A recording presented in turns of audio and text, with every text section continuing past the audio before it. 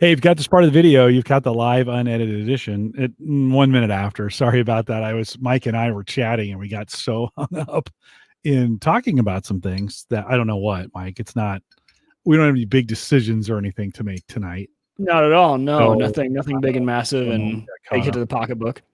If so, if you got this part of the video, you've got the live unedited edition, Home Gadget Geeks, Thursday night, 21st of January, 2021. You've got the live unedited edition. Hang tight. We're going to get started here in just a few minutes. Mike's not drinking beer anymore, but for a while anyways. I am definitely drinking some Snowsuit. Mike, I don't know if you've had Lucky Bucket's Snowsuit. It's actually one of my favorites. It's making my mouth water right now, actually. It's pretty It's one of Hannah's favorites, too. Is it really? Yeah. I'm just sipping on the nature's water. I don't know how to describe water in a fancy way. Do you remember flavors in Snowsuit? Yeah. Well, it's funny. It's called Snowsuit. I always call it tasting wintry. I don't know how to describe it. It's got a nice little head on it. You have to remind me. It's very spicy. Yes. Not like hot spice, but like Christmas spices. Yes, that's right. That's like the wintry kind of. Yeah, like when you make apple cider and the spices that you put in an apple cider, that's kind of what you're tasting. In fact, you can taste a little bit of the apple in it. I don't know if that's what they're going for, but it's not a cider for sure. But you kind of have that. If you're drinking a really spiced cider, you would get that. So Lucky Bucket, I think aren't they a Kansas City? Yes. Brewing company down there? No. Lucky Bucket's here. Are they in Omaha? Yeah. Oh, I'm thinking of Boulevard. Yep, you're thinking of Boulevard. I'm thinking of Boulevard. So Lucky Bucket, a local Omaha brand. And if you ever get a chance, you can get these in a lot of places, but if you're ever in Omaha, you should pick up some Lucky Bucket for sure. It's pretty great. They have a tap room not too far. It's actually kind of halfway between you and me. Over there in La Vista. That should be where we meet. So is my gate a little bit better now that my heater's off, by the way? Do you not notice it as much? Yeah, I think it's the background noise you hear when you turn off. When it opens, you hear the background noise of the heater. So Joe says if he sends beer, he doesn't have to share. That's true. Yeah, that is true. For the foreseeable future. That's true. I'm not sure what we're going to talk about tonight, but I think just saying just saying it's coming up here.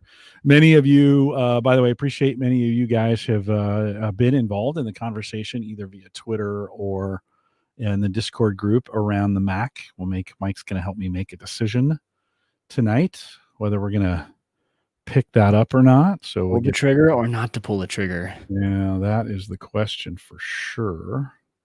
And pretty excited about what's ahead, a conversation around that.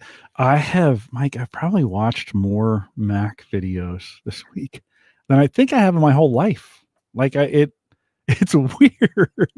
I'm still not used to it. We got off the show and I was telling Hannah, I was like, yeah, Jim's considering buying a Mac. And she's like, what? She goes, I thought you were the Mac guy. I was like, I was supposed to be, and now I'm the Windows guy / home server guy. Yeah. And Jim's buying a Mac. And she goes, and she said the same thing. She goes, well, your time there is done. Like your job is complete.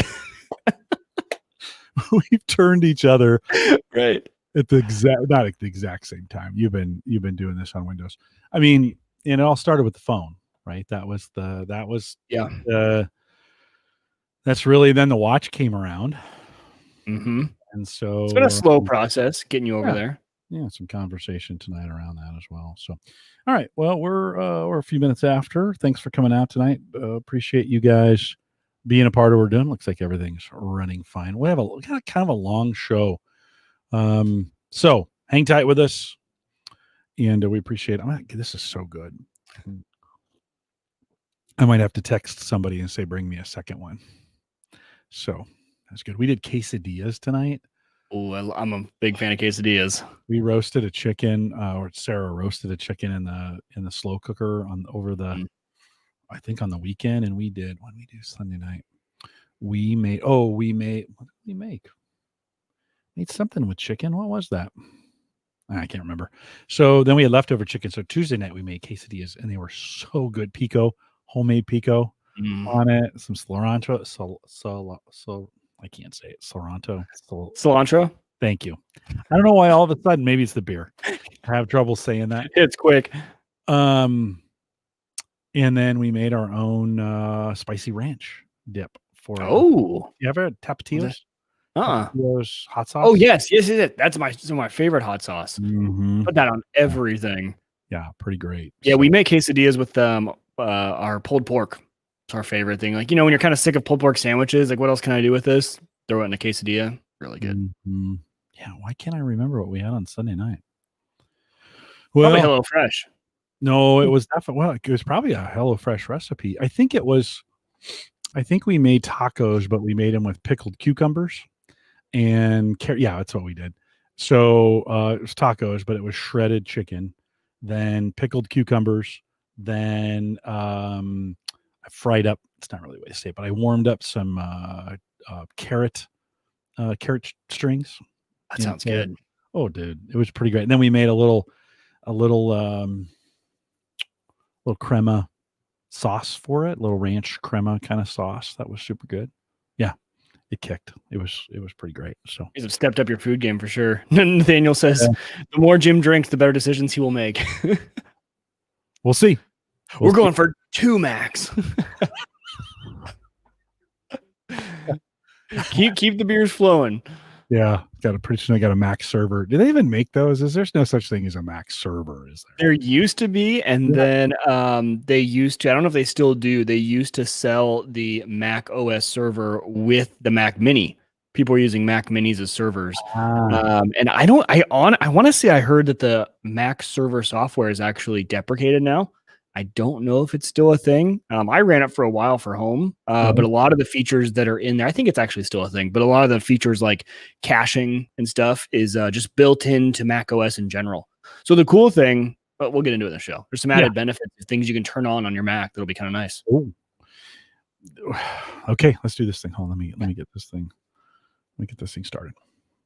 This is the Average Guy Network, and you have found, and let me just try that again. I have not had very much to drink tonight, and I do not know why. I'm struggling with my words. Is there a bottle of wine with those quesadillas? No, nothing. That is soda. Okay, let's try again. This is the Average Guy Network, and you have found Home Gadget Geeks, show number 476, recorded on January 21st, 2021. Here on Home Gadget Geeks, we cover all the favorite tech gadgets that find their way into your home. News, reviews, product updates, and conversation, all for the average tech guy. I'm your host, Jim Carlson, broadcasting live from the AverageGuy.tv studios. Mike, I was outside today. Last couple days been pretty nice, right? We've had some pretty warm weather. I think cold weather's coming back, but pretty nice. Did you get out? Yeah, I mean, it was good enough. It's been warm enough that the fence company was actually able to come out and start the replacement of my fence that blew down in that big storm in the fall. So they actually came out and today they just removed it and installed and cemented in the posts for it, and then they'll let that set before they do the rest. So it's been warm enough that the ground wasn't frozen. They were able to do that. Wood right now is like $4,000 a linear foot. Yeah, it seems like it. When I got the bill for this fence, I was like, whoa, okay.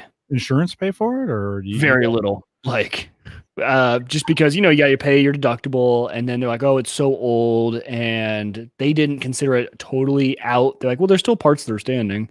I'm like, yeah, I'm not going to replace like 75% of this fence and leave some little cruddy spots. So the old stuff back up. Yeah. So very little. No, it doesn't look good. Well, sorry about that. Just some nice warm weather I got with Ed, and we lit candles on the deck this afternoon. It was just so nice. I couldn't miss the opportunity, so I gave him a call at 3 and said, "Hey, you around?"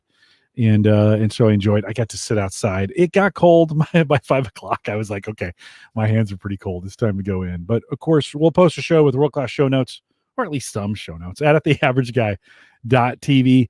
Big thank to our Patreon subscribers. We picked up a new one this week. Brian, I forgot to put Brian's name, but Brian, a brand new $5 supporter for Home Gadget Geeks. That'll become important maybe a little bit later in the show.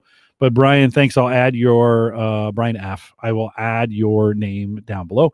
You could be part of that list as well and kind of support what we do here on Home Gadget Geeks. Head out to theaverageguy.tv/Patreon in a great way to kind of get involved and be involved financially in what we do. We appreciate your support and what you do here on it. And if you're struggling to get things done during the holidays. It's January. Everybody's kind of thinking diet, Mike, or either they're not drinking or they're on a diet. One of the two kinds of things happening. Great way to control, of course, your eating or your eating portions. Just give HelloFresh a try. I've got like $40 for you. Actually, I have more than that if you contact me, but head out to theaverageguy.tv/HelloFresh, click on the link there, and it gets you in. They give you a discount. You can give it a try. Try it for 1 month.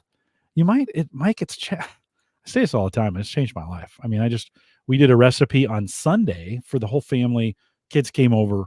We just kind of quadrupled the recipe, and it was great. I mean, it's just stuff we wouldn't normally eat. Pickled cucumbers. I don't normally eat. I wouldn't normally make that, Right. Well, it's those recipes you can keep like you guys do, and then go get the ingredients yourself. So now, you're getting the food, plus you're getting building a recipe book, which is pretty cool. And we've talked about trying to switch over, like, okay, now let's take the recipes and we'll make it all ourselves during the week kind of deal. And dude, it's just too nice to have 2 meals taken care of. The paper bag is in the fridge, the meat's in the freezer. I pull it out at lunch. It's defrosted by the time we get there. I follow the instructions. Look, if I can do it, you can do it too. So give it a try. theaverageguy.tv/HelloFresh. Great way to get in and get some things done and really kind of change kind of the way you eat. Mike, at the end of the show last week, you did it to me again. I don't know. It's all your fault. Like I blame you. I blame you and your Mac friends. How long have you been waiting for me to have these conversations with you? Of course, at the end of the show. How long have I been on the show? Like 5 years. I mean, it's the long con, Jim. I pulled the long con on you, and it might be happening tonight. I'm pretty excited. You must have. I forget how we even got into the conversation, but we did, and we started talking about the MacBook. See, I get confused. We were talking about the MacBook Pro. That's what you had been thinking about. Yeah. And then throughout the conversation, at some point, I was like, well, have you thought about, because you were talking about using it at your desk primarily. Yeah. I was like, have you thought about the Mac Mini? And I think that's when we started really getting serious about the conversation. Ed Sullivan, who is a listener to the show, I think got me started thinking about it. He just picked up the MacBook Pro and the new M1. And I don't know, I just kind of thinking, and then somehow it came up in the conversation. And so if you haven't listened to the full post show from last week, a lot of conversation around it. It stirred up some interesting conversations that happened during the week, a little bit on Twitter, some on Discord, people saying, no, don't do it. Don't go to the dark side. Some people saying, come to the dark side. I think, Mike, a couple things. And first of all, let me be really clear. I think at this point, I'm really leaning towards the Mini. Like we talked about MacBook Pro, and then right at the end of the conversation, you were kind of like, hey, have you thought about, and I think in conjunction with the chat room, they were like, what about the Mini? And that kind of got me thinking like, this could be an option, right? I mean, $699 base price, $899 with 16 gig of RAM instead of 8. A little over $1,000 with the 512 instead of 256. I'm showing it on the screen right now. That's pretty basic. Ethernet for 2 Thunderbolt USB 4 ports, HDMI 2.0, 2 USB A's, and headphone jack. Not incredibly complicated, and not a very big box. Mike, what do you think? Well, I think the conversation too makes a lot more sense because when we started talking about how you're going to use it, we started going down the rabbit hole of, well, man, you're going to need a hub, right? You're going to need some sort of base station to plug this thing into because, we talked about that, the back of that being pretty basic. Well, your MacBook Pro only has, I think, 4 USB-C / Thunderbolt 4 ports. Right. And so you would have needed, and not even HDMI, right? And you already have the monitors, you have the keyboard and mouse.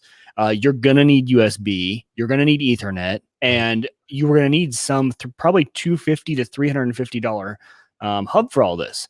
And so we started to think, well, man, okay, so number one, the laptop's already more expensive by quite a bit, right? And then we were going to add in the hub, and it was starting to get extremely expensive. Probably $2,000, right? I think by the time I get the right hubs and all those things for it. Yeah, I think, and so I asked you, I was like, well, are you going to be traveling with this thing? You're like, no. No, I mean, probably gonna be using it here, and when you do need to travel, right? You have other laptops you can take with you, and I think it just makes a lot of sense. And I was even shocked, Jim, at that price point. I had not priced out a Mac Mini recently. That's a really good price for that new M1 chip, 16 gigs. And you everyone's got to remember too, the Mac ecosystem is so tied together that I think they utilize RAM a lot better. Now you guys know I'm on Windows now, so I'm using a Windows as my daily driver. And I thought, my Mac managed RAM a lot better sometimes than Windows can. So 16 gig is going to go a long way. You probably could have gotten away with 8, but I agree with your thinking here of maybe going with 16. Yeah. Still going back and forth because I've watched a ton of videos. Last week, we asked you, those of you who are listening, if you had something to say on this, we wanted you to weigh in. And Kyle gave us a call. So, Kyle, by the way, if you head out to homegadgetgeeks.com, you can still weigh in. We'll play this next week on the show, but Kyle weighed in. Let's hear what Kyle has to say.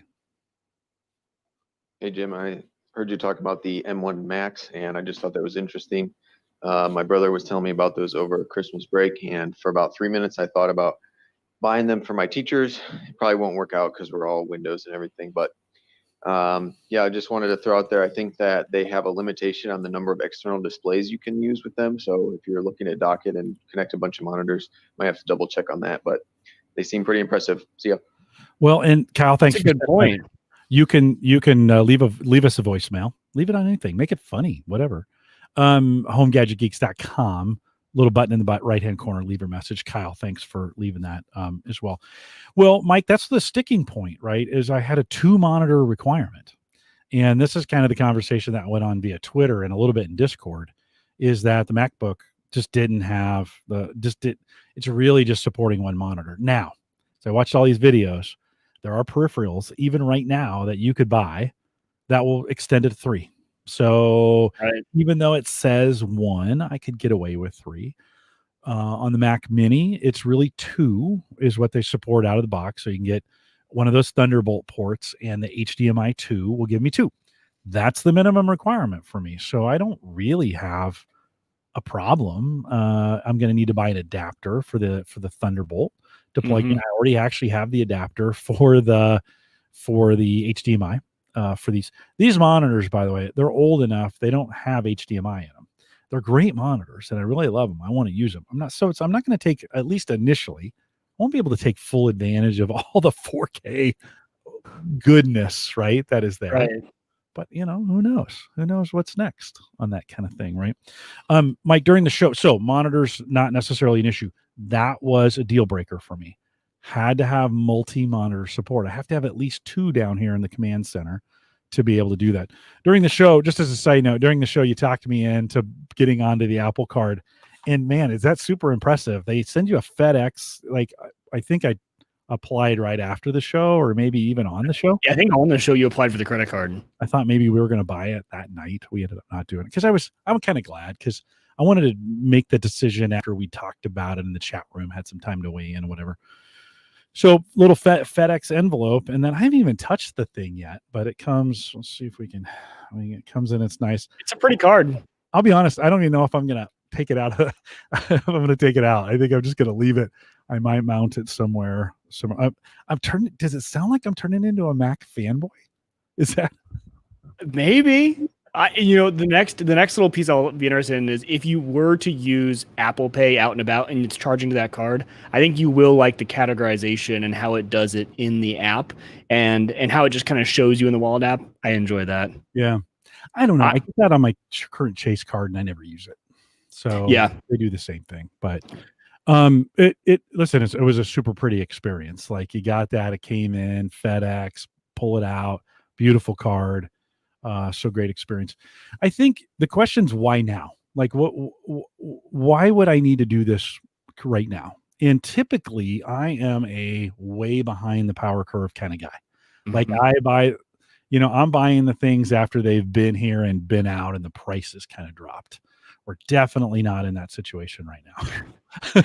Well, and that doesn't happen with Apple very often, right? So if you wait on this, even if the only thing you could wait on is wait till they hit the refurb store, because Apple does have a refurb store. So if you wanted to get a refurbished unit, But otherwise, like there's just no, it just doesn't happen that often with Apple products.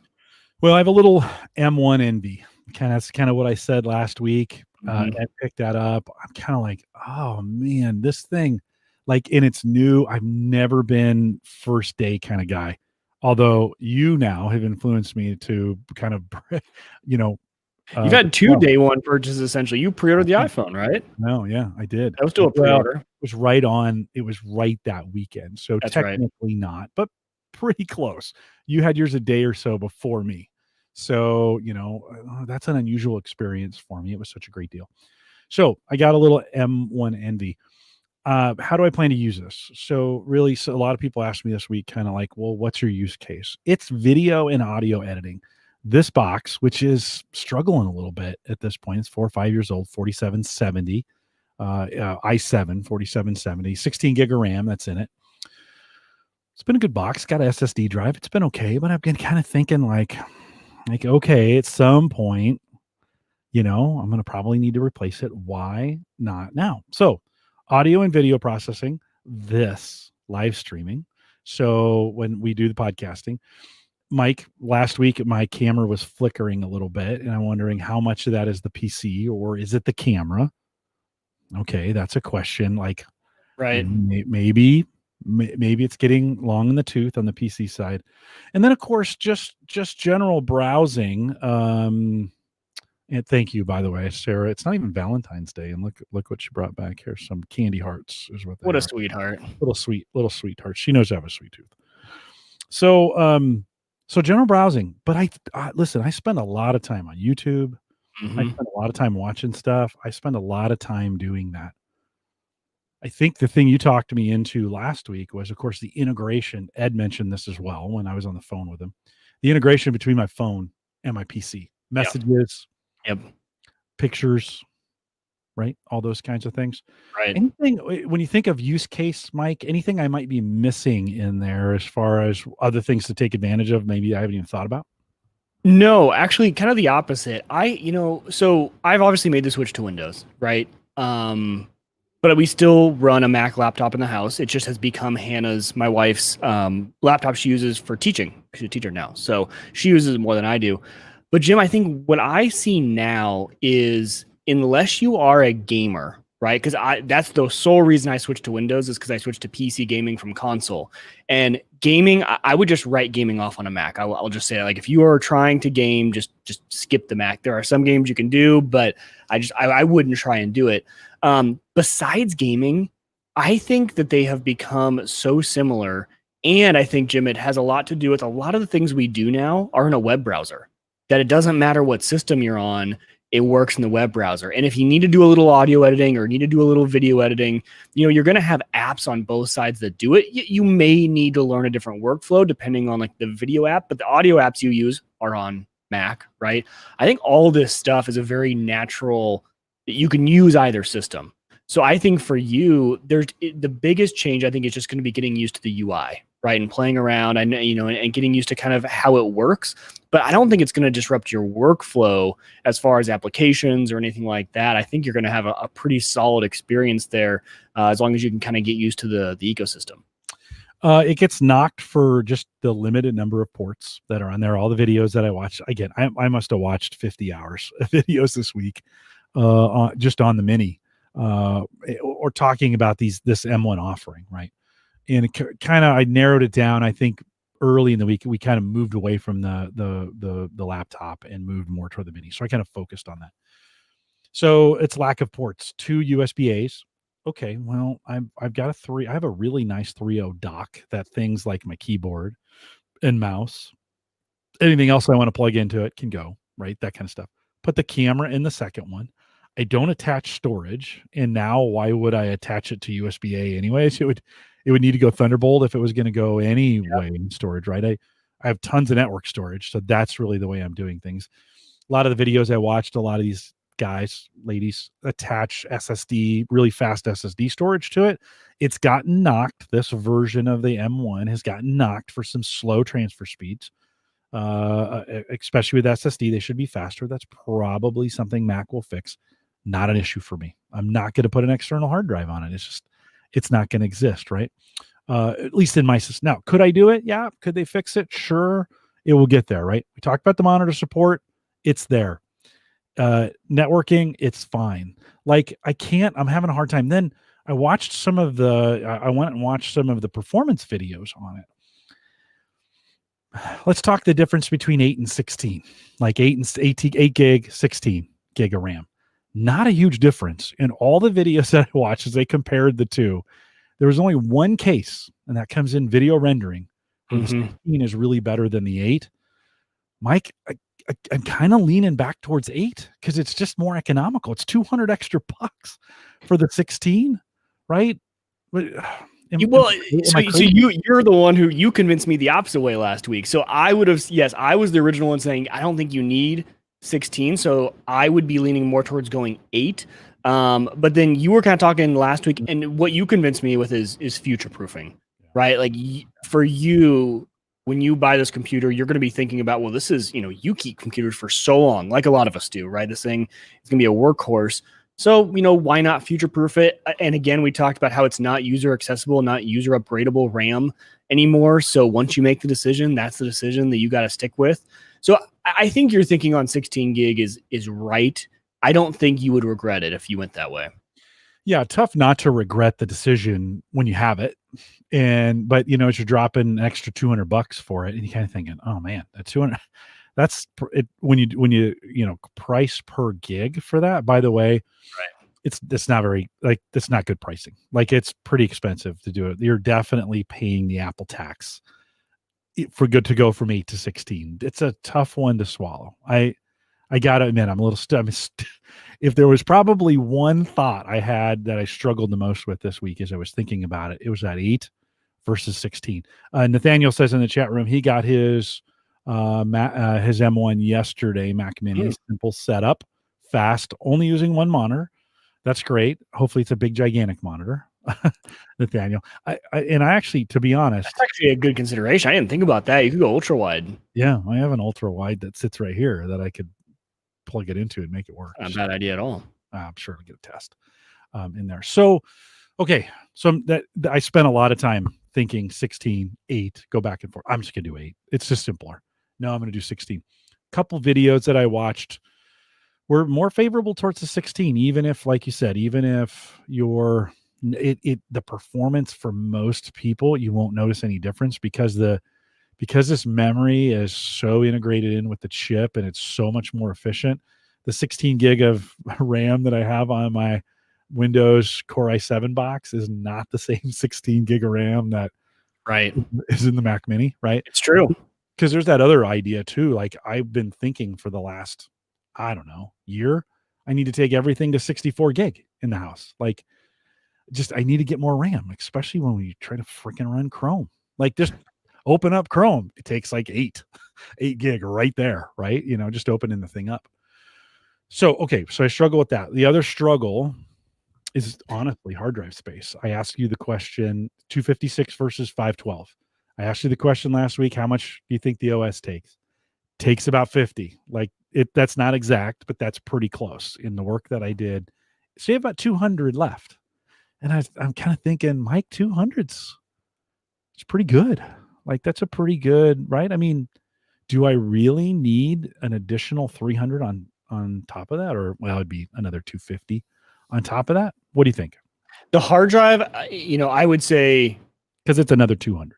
Yeah. I mean, keep throwing out $200 bills. Oh yeah. That is the hard part. If I were ordering this Mac, I would have gone 512 or even higher if I could, and stuck with 8 gig of memory. So I would, if it was me, that's the way I would be doing it, is the 512 hard drive, but only 8 gigs. So I would use my 200 there, only because I have what is it? I think I have in this machine, I'm wishing I had gone higher for certain reasons. I didn't think I would need a lot of storage. So I actually have 3 hard drives in this computer, but I wish my NVMe, because I have a 500 gig, I wish it was bigger because that speed on that NVMe is so fast.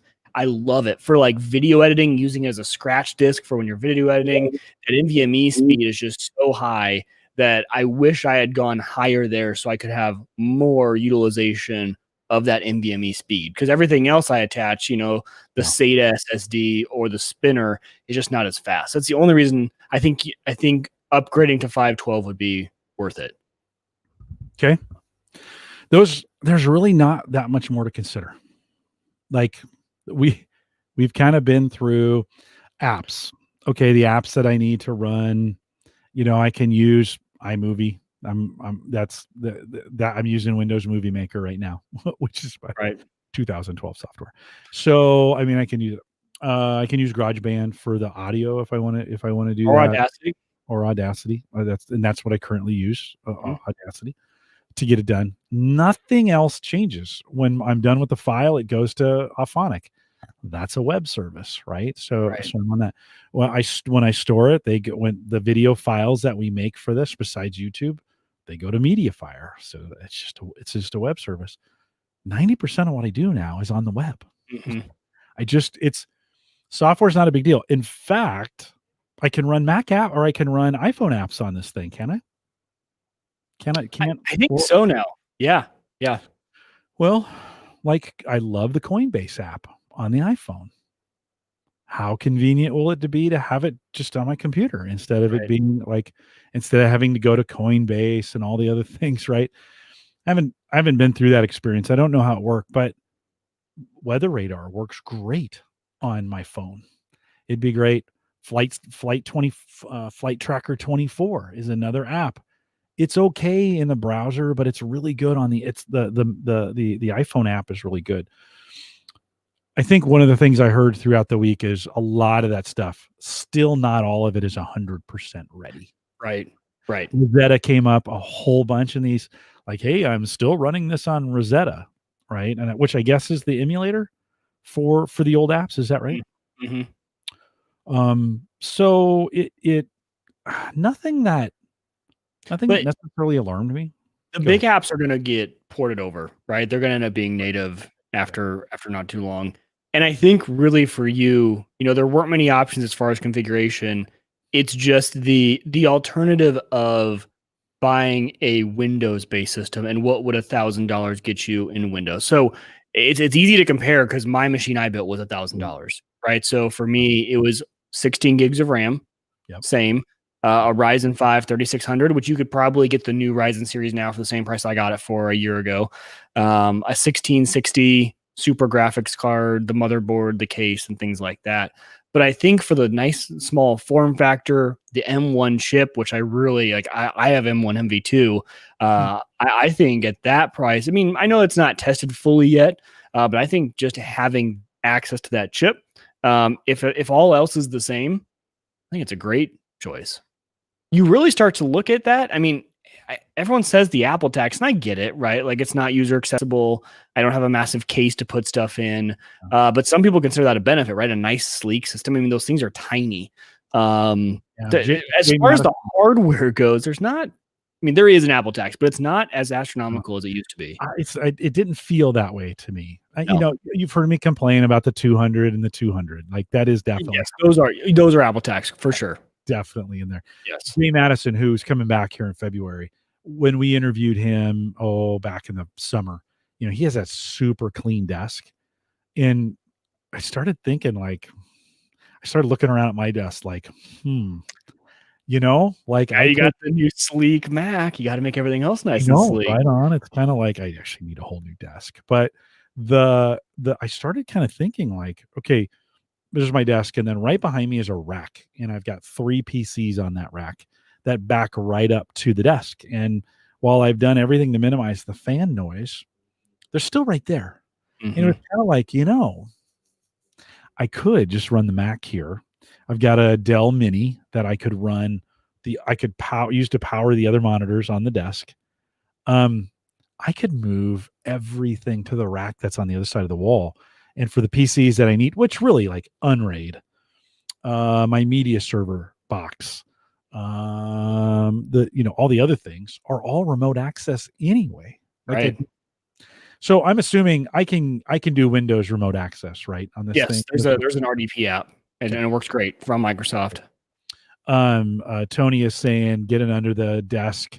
No, listen, I'm going to look at this thing. like I want to see it. I just want it to, I want it to be clean on the desk. I mean, it's a great way to do that, Tony, to mount it underneath there. But I like to see those things as well. But yeah, get everything moved.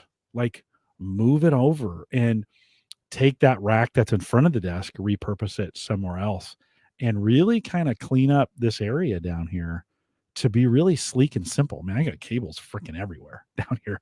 I do too. I mean, mine looks decently clean up top, and then down below, I don't care. And Jimmy, every day I look at it, I'm like, man, I would love the nice clean look. And then I remember two things. One, I'm in my basement. Like, it's never going to look super cool down here. And two, I'm just so utilitarian about everything. Like, my workbench is organized, yet still cluttered, right? It doesn't like, because I know where everything's at. I have access to it. The cables, right? I have charging cables laid out on this desk that don't look good, but hey, when I need to plug in my phone, it's right there. So I don't know. I go back and forth on whether I want the clean look or I want utilitarian. Like, it's so useful. It might just not look as pretty. Couple comments from the chat room. Nathaniel saying he is running his off a 27-inch Apple Thunderbolt. Needs the Mac adapter. I'm assuming that's the monitor. And then wait, Nathaniel, is that the actual Apple made monitor for it? I think that's what he's. Well, we'll get a response. I was just wondering why you need an adapter to use their own monitor. They should fix that. You think? Well, hey, listen, this M1 thing. Just one cable that goes. This M1 thing it's thrown a few curveballs to them, right? As I've been watching these videos. He says there aren't many configuration choices, and to be honest, yeah, there's two: SSD, right. RAM. That's really all you're configuring. Tony says with the Fixit, the iFixit teardown could even be smaller, and it really can be. Like it's 7 by 7, and they could probably do a little puck that's 5 by 5 because there's a lot of space around the sides where they could fit some things in. So I watched a couple teardown. He says Apple Thunderbolt display. Joe says the adapter is probably $200. The adapter I need's 30, so it's not going to be too bad for me to get in there. I could, Mike. It did cause me to take a look at different docks too while we were talking about it. Is it OWC? Is OWC, Other World Computing? Yeah, they are who all the hardcore Mac fanboys suggest OWC. But they're not cheap. I mean, I think their bottom is $149. Yeah, those are going to go up to $299. So all of a sudden you're like, it's so hard because you gotta like. We've gotten into a space now where the form factor of the plug doesn't tell you what it is, right? Because it's a USB-C form factor. It's Thunderbolt though. So now when you get a hub, you don't know what kind of capabilities you're going to get because it plugs in. Yes, it plugs into the right port, but like what speeds are we going at? What am I getting out of this thing? So I think OWC tries to focus on the higher end of, okay, how can we maximize that? Joe was joking in the chat that adapter probably cost $200. Well, at least we're not buying the Mac Pro because the wheels for the bottom of the Mac Pro, if you want the wheels for it, $700 just for the wheels on that Mac Pro. So there's like the best example of Apple tax is the wheels on their Mac Pro being $700. Well, and wasn't there a $7,000 monitor that had $1,000 stand or something? Yeah. Back in the day. Brian, our newest Patreon supporter, Brian, thanks for doing that. Says I bought the OWC RAM for my 2020 iMac. Good product for a good price. Unfortunately, the M1 products don't have replaceable RAM, and there's a good reason because it's all integrated. Solder on the board. It's all integrated. Could they do that, Mike? Could it be? Does it need to be soldered on the board for this, or I think that's what they say, right? Yeah. Well, I mean, I don't know what the difference would be, but okay. So if I'm doing this thing. Here's my thoughts. Got to be 16. Like, I would feel foolish if I'm going to spend this kind of money.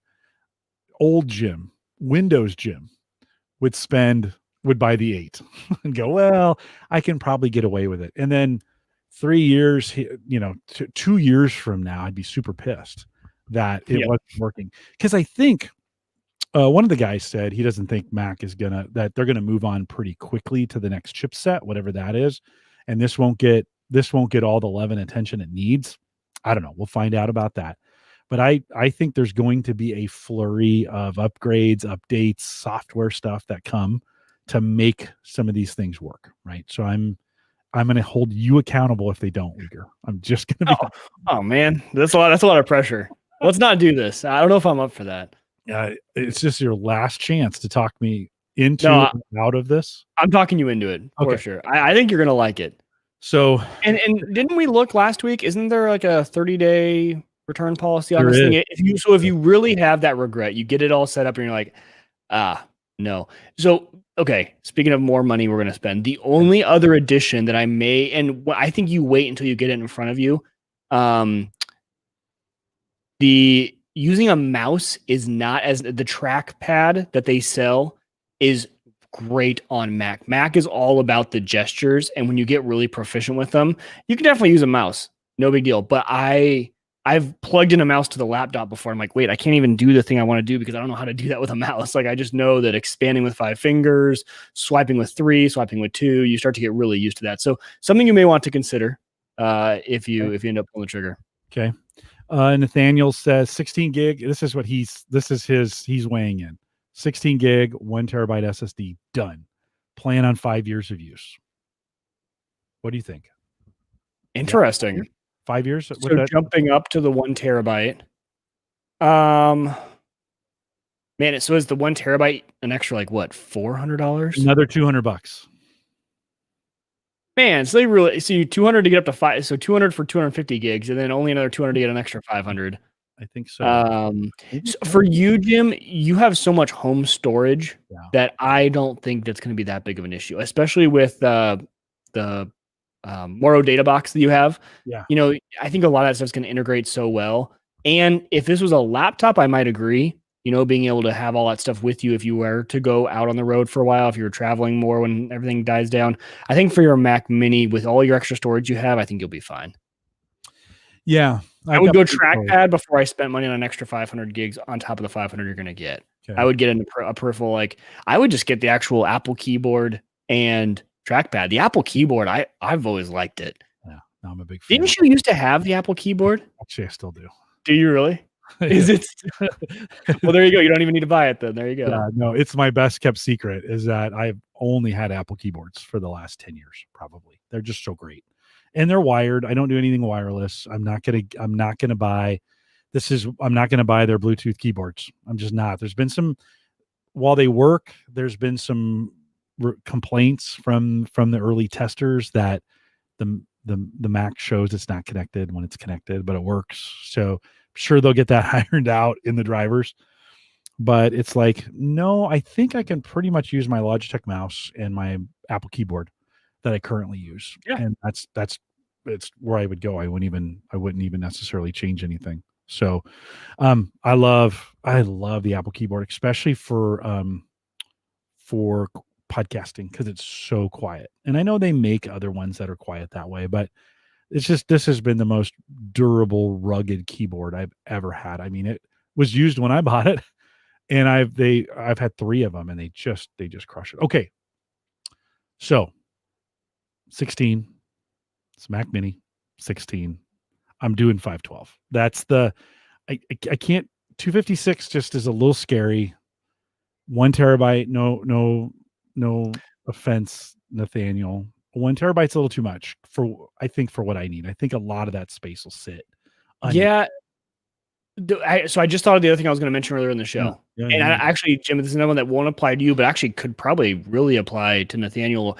The Mac Mini can act as, it just has this one little tick box, and it can be a cache server for all iCloud data in your home. So if you have a bunch of iPhone users in your home, if your whole family's iCloud and they're uploading, because every night, right, your photos are uploading to iCloud, apps are being downloaded. So if I update Facebook and Jim, you update Facebook, those updates can be cached. So, that is something where, it may, for someone, if that, for you, you're the only iPhone user in the house, right? So it's probably not that beneficial.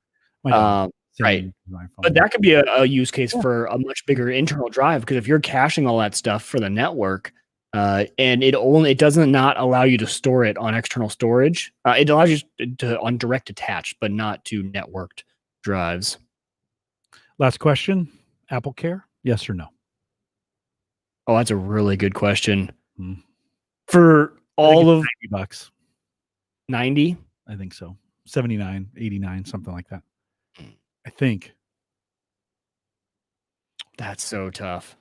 I've gone back and forth on this. I used to be such a yes, it's so worth it, but that was also when they had the Genius Bar, so you would take it in and they would help you a lot more if you had Apple Care.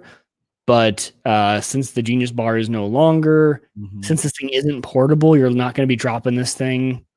I don't know, guys. Chat. I wonder what chat thinks. I can buy it after the fact, can I? Only for up to like 30 days or 60 days. You have like 30 to 60 days. It's going to get a 30-day eval for me anyways, right? That's true.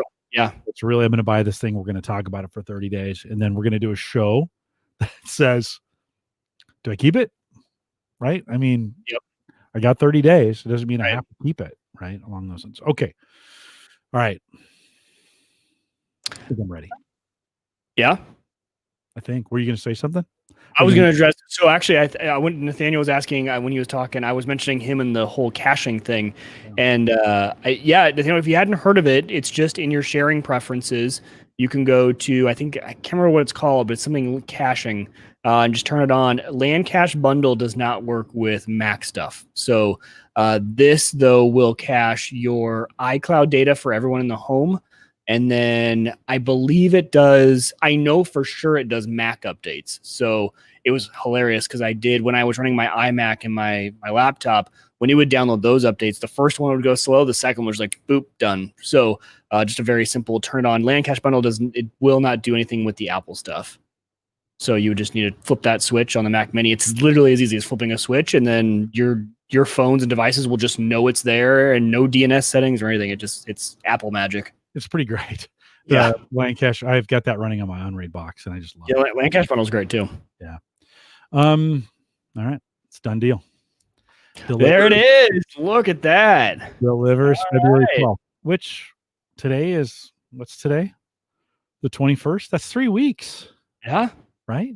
Almost. All right. Look at that. All right. It's on its way. So 16, 512 on its way on the desk. It's going to replace, let's see, what day of the week is that? Hopefully they'll deliver it early. I think that does happen with Apple. I think there's a possibility of that. They almost always under deliver, right? So that's Friday. These have already been released, so it's not like they're pushing up on a release date. Yeah. That's a Friday, the 12th. So maybe there goes your weekend. Yeah, I mean, well, mark it off on the calendar now. Jim's playing with his new toy. Get it early, and we'll get open on the show. Yeah, show with it. I've done a whole bunch of scheduling, by the way, of folks coming on, and Aaron Lawrence would be on that night, the 11th, February 11th. Aaron's coming back. Boy, it'd be great to have that on the show with Aaron, because she'd be a great person to talk to about it. So I think she's fully Mac, right? I think so. Yeah. So I think she is. So yeah, I mentioned so it's honest. So I did it. I'm well, it's not totally official. And it's not my first Apple. It's not my first Mac. Okay, but it's been a while. It has been a while, and we'll give it a shot. The plan will be to, I mentioned, clear out the PCs as much as I can, put it on the desk, run 2 monitors, then power the other monitors with Windows boxes. I think some people thought I was getting rid of Windows. Listen, trust me, I got too much invested in that ecosystem. The goal really to be learn both. Like, I want to be able to talk about, I've been thinking about buying a Mini for a long time, and I just never, it was one of those things, Mike, where I was always kind of like, yeah, I'll use it for a week. It's kind of like Linux for me, or Ubuntu. Right. I use it for a week, and then I'm like, this sucks. I'm going back to Windows. So I'm going to be on Windows a bunch. I work on Windows at work, so still going to continue to be on Windows, but it really gave me a good opportunity to move all of my podcast processing, including live streaming, to the platform. And I think it has a really good chance, that point of really kind of settling in and being able to fit into it. So, all right, it's coming February 12th. It's exciting. I'm pretty excited about it.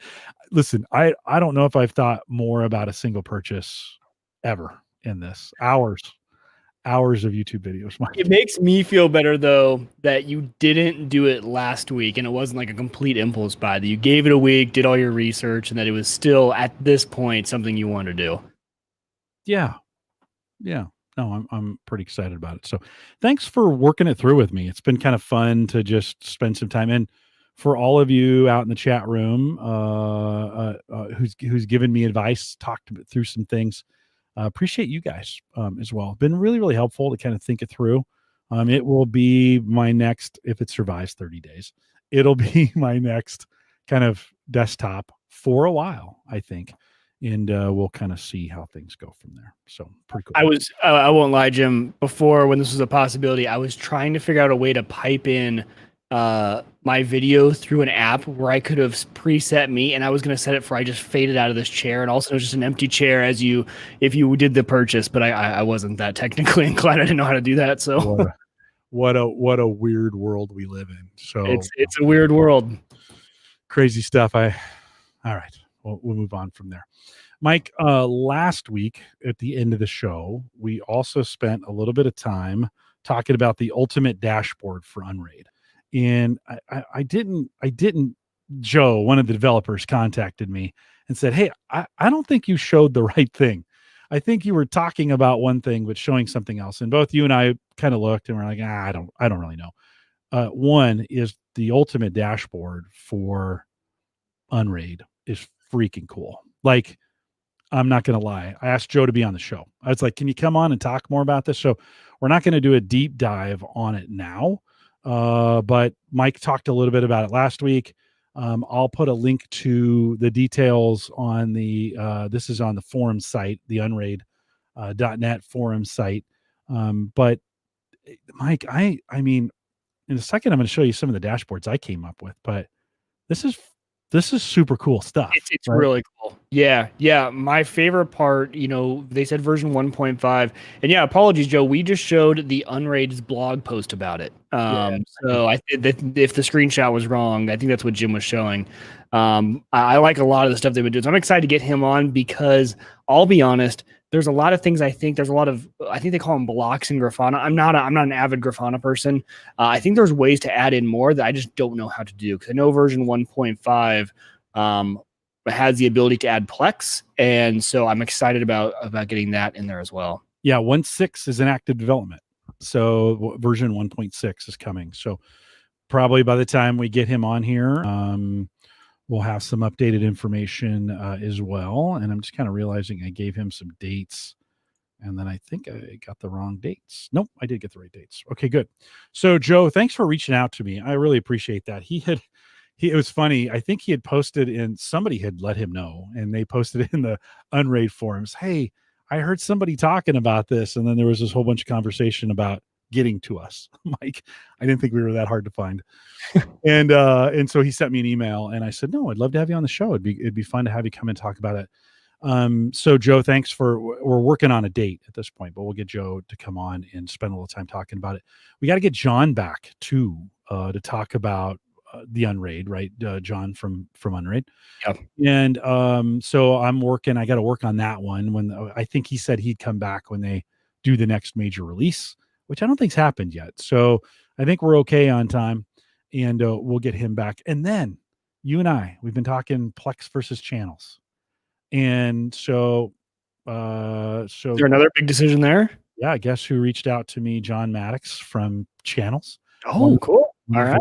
3 developers. Yeah. Said, hey, I want to talk gadgets. You got a few minutes? So I called him. He's a huge gadget guy. And then he kind of told me the story of why they did Channels, and they really never intended it to be a big deal, but it's starting to work out. And this week, did I mention it on the show last week? This week, at some point, Sarah said, the Plex, it's done. She's like, I'm good. Channels is good. I like it. Let's move to it. And so we decision has been made. Yeah, shut off all the recorded programs on Plex, removed all the programs, the recorded programs that we had there, and canceled my subscription. over there. Okay. I'm paying the $5. I think it's $4.99 Yeah. for the Plex Pass. And Channels has 30-day. Oh, we need to clarify something on this. So Channels has a 30-day free trial, full version, 30 days. Just give it a try if that's what you want. And then the apps that you found, remember we were looking through and you're like, oh, it's $25 for the Android app. Yeah. Not if you have a subscription. Oh, got it. Okay. Yeah. So have the subscription. All the apps are free. Yeah. And some of the apps you might have been looking at may not even been actual Channels developed apps. He says there's a whole bunch of people that have done some things out there that Okay. I was on their website. Okay, So just to make sure. But he did say when you're on their plan that the apps are free. So does that mean I'm ditching Plex? No. Like there's still some things that I'm going to keep. I'm just not going to have a Plex pass, but there's still some things in Plex. There's some channels there that are interesting. There's some functionality there that's cool. They're doing some interesting things. I don't have a huge library, so that doesn't matter because I'm not. A lot of guys would say, "Well, I've got this huge Plex library that I built." Right. Well, that's not. I don't. So I don't have a lot of things to kind of keep me there. Some integration, some sharing things. You guys are using it in the community, so I don't want to completely ditch it. So I'm not totally ditching it. It's still on the NVIDIA Shield, but so is Channels. And that's what we're using. So we'll have John on here in a couple weeks. He's coming up on the 18th of February, and we'll come on. We'll talk some about Channels. He's a huge gadget nerd, so it'll be fun to have him on. And yeah, it'll be fun. So do they have a plan where you don't need your HD home run? Like, do they have like they don't have like an online streaming like? No, I don't think they're in that. To be honest with you, I took a really narrow view of this. Could it go on could I have HD home runs? Can it play those? Do it well and record them. That's my use case. That's what it does really well. We'll have John on to talk about. They're still in active development, so should be super cool. And so we're looking for that. Dave says congratulations. Dumbing it down with Dave. So for buying the Mac, and then Joe says there's been a great disturbance in the force, and that's very true. So I'm pretty pumped about John coming on and excited to talk about that as well. Oh, so I wanted to mention, Mike, I made some, we were talking about Joe's dashboards.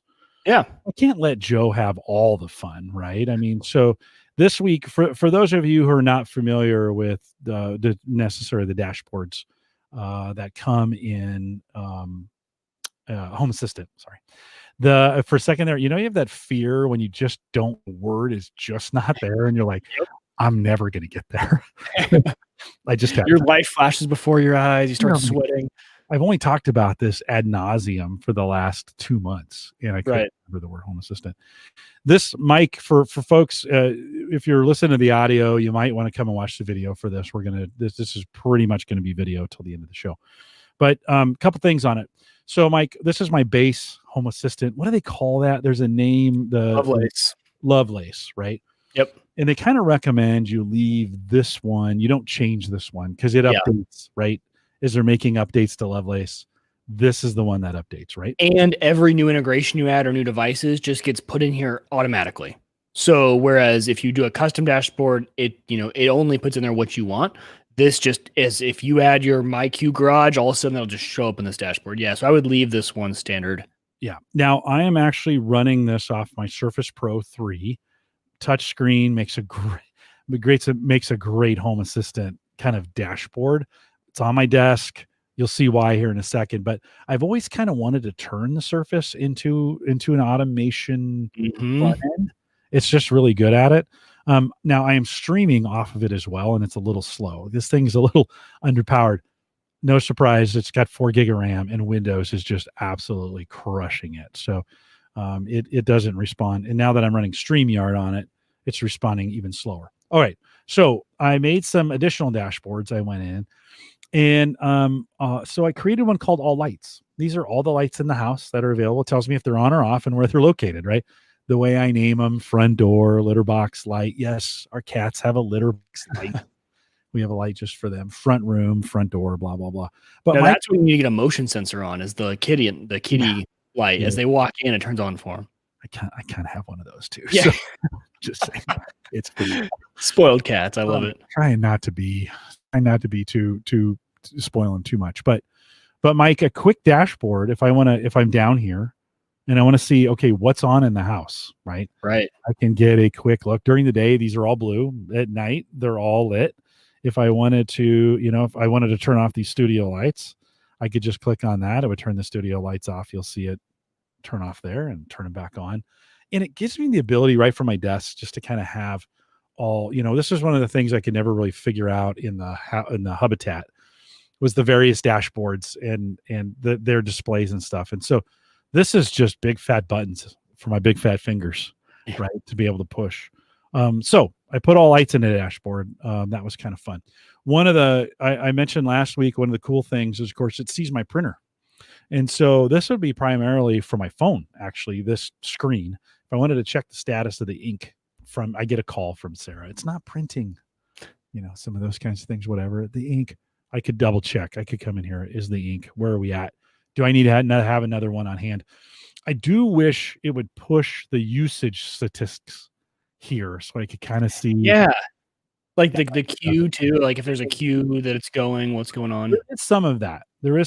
I need to go back and see what's available and what's not on that.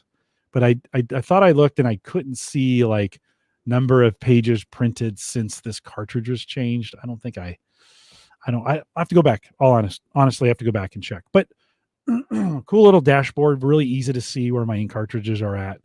This is my favorite one that I put up, and I just call it outside. So it's an opportunity of all the things. Now I'm stuck in the house. This is kind of all the things that are going on outside. So I can kind of see across the top some status. The printer status is up there again, and the status of the printer. I have the coronavirus statistics that go across the top, so I can see those numbers if I want to customizable my local IP address, whether it's the sun is up or the sun is down. That's kind of fun to see. And then, Mike, some of the lights that are down here. So across the top, studio lights overhead, garage, those are down here. So it's quick. I leave this up all day now. This is how I kind of monitor my Ring system, right? Yeah. The one thing I don't like, of course, Ring doesn't stream, right? So I just get the most recent recording. So what you're seeing there is the last time, both of them are me, but the last time it recorded. And I'm not going to do it because the PC's already overwhelmed with streaming. But if I pushed on that picture, it would play that video for me. So pretty cool. To be honest, there could be a little work that Ring could do with Home Assistant, but it's okay for now. I get to see some of the statuses of last time it went off. How's the status of the Wi-Fi? Some of those kinds of things. I can also set the battery indicators, so we can see right here. I've got 2 battery indicators, so I know kind of where the batteries are on each Ring cam, and then kind of the weather. So this is my up all the time. This is what I watch during the day. I think it's I put this together in about an hour, Mike. I was just going to ask, how difficult was it to make this custom dashboard? I had to figure a few things out, like how to make a custom dashboard. Right.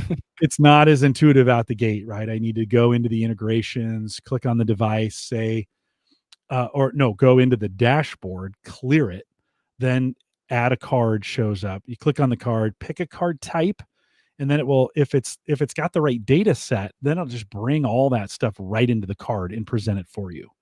Then, like on the green battery indicators, you can go in and set limits. Like I want it green till 90. I want it yellow down to 50. I want it red starting at 25, right? Type deal. So some pretty easy setups there to be able to get those kind of done.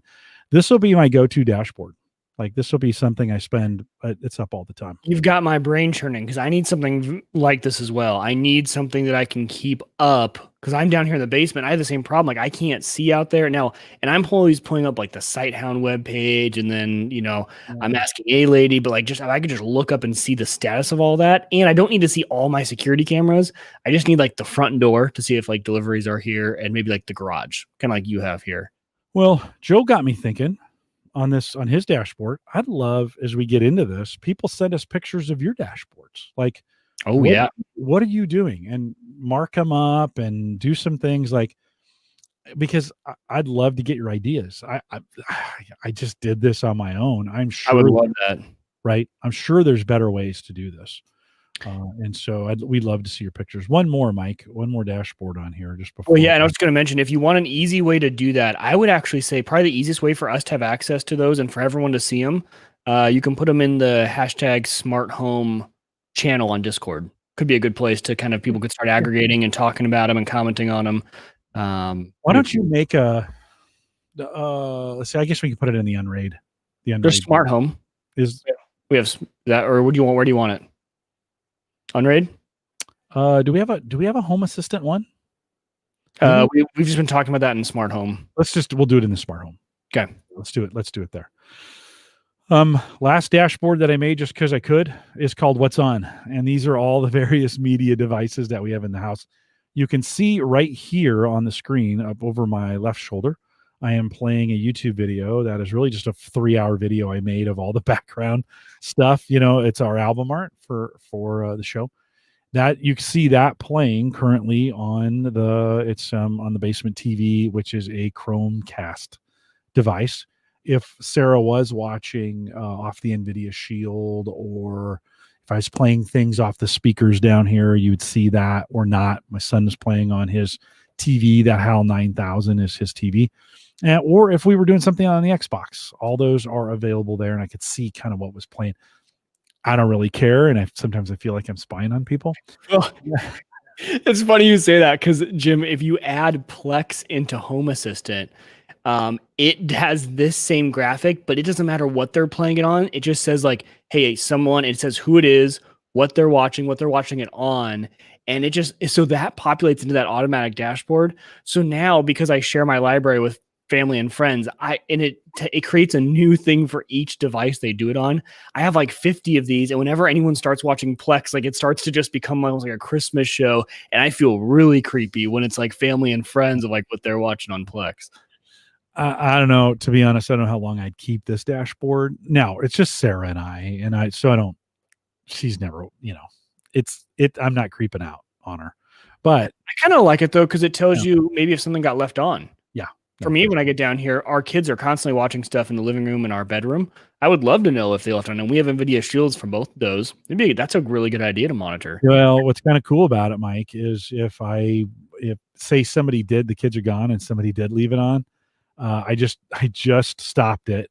And then if you're like, no, okay, we just need to turn that off, right? I just turned off the screen from here and it goes blank. Right now it's going to switch over to the Chromecast and still be on. I can't turn the TV off, but at least I turned the media services for the Chromecast off.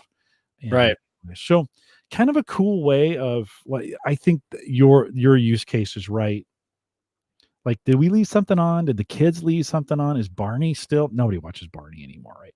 Is Barney still, did somebody leave that on? It's kind of one of those things that, I don't know. But the cool thing, and I guess what I'd encourage folks to do who are going along this Home Assistant journey with us, is I didn't learn dashboards until I just started trying. Joe's dashboard looks great. Joe uses some mojo to get that done. This was a lot. Yeah. This was out of the box, and good enough for me. I mean, listen, I'm going to install Joe's dashboard. Let's just be really clear. There's some really cool graphics in there that I want to take advantage of. But I thought it was super important to at least understand before I start doing that, kind of understand the, how are these built?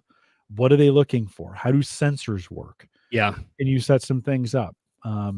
You also get the ability to do some if this then that, which I haven't really messed with kind of things, but there's integration and there's triggers in there as well. Hey, when this triggers, do this here type deal. Show this on the dashboard, whatever that might be.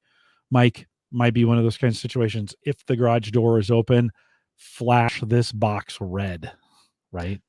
Well, and that's what I would love to, what I was trying to do too, and you would have a good use case for this is, hey, if you sense motion at the front door, just pop that camera up full screen on the dashboard. How cool would that be? Because if you already have that dashboard, also just maximizes that, and you're like, oh, well, kind of get your attention and shows you what's going on at the front door. I would love that. Jim, there's also, I have seen some people in the home assistant community have, and there's some very in-depth tutorials on how to do this, but they have literally taken their floor plan of their home, and then they put the little light symbols wherever those lights actually are, and they've created like little animations for if they're on, and it's literally, so their dashboard is a floor plan of their home, and they can just tap on all it. Like, I don't know how. I think that's very complex. That's not definitely built into the Home Assistant Lovelace stuff. But man, I've seen some really insane dashboards when it comes to getting that level of detail and just visually stunning. Yeah, and you can build this on your desktop. You don't have to have a Surface. You don't have to have a tablet. I mean, I'll show you some of the things I just showed you right here. I'm actually in dark mode, so these look a little bit different. But that's the Ring dashboard. Looks a little different because the screen size is different. And I'll be honest, I kind of built it for the resolution of the Surface as opposed to this monitor that we're currently looking at. But they don't look all that much different. You know, I can kind of see they definitely respond faster because this PC is not struggling like the other one was. You know, the printer, all lights. Again, look at the difference here. Like the all lights fit on one screen when we were on the Surface, right? They didn't. Here, let me see if I can go back to that. I'll just toggle between those two. And so it is responding. Now I could change some things to get this done, but here's all lights. And this is all lights off the Surface. This looks like this is what I want. They're all on a page. Yeah. Oh, because it looks like you have the left minimized. That left menu bar is minimized on there.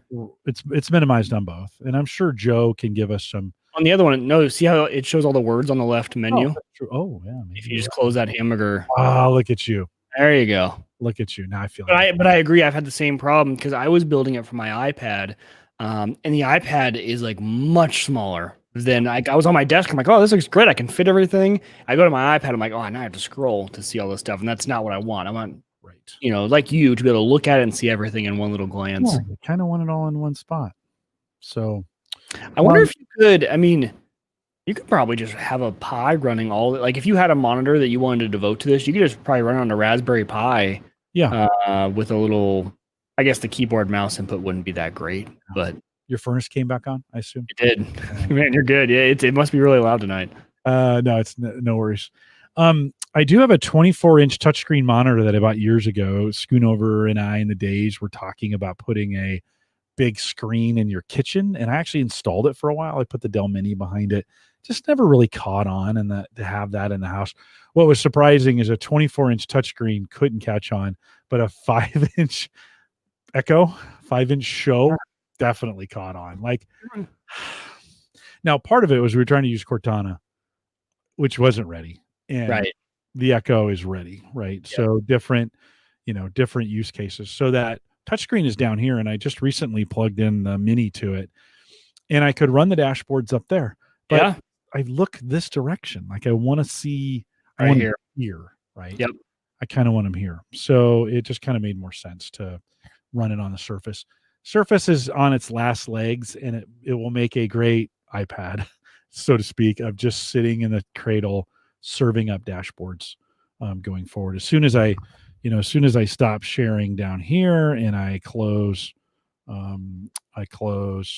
StreamYard, responsiveness comes back.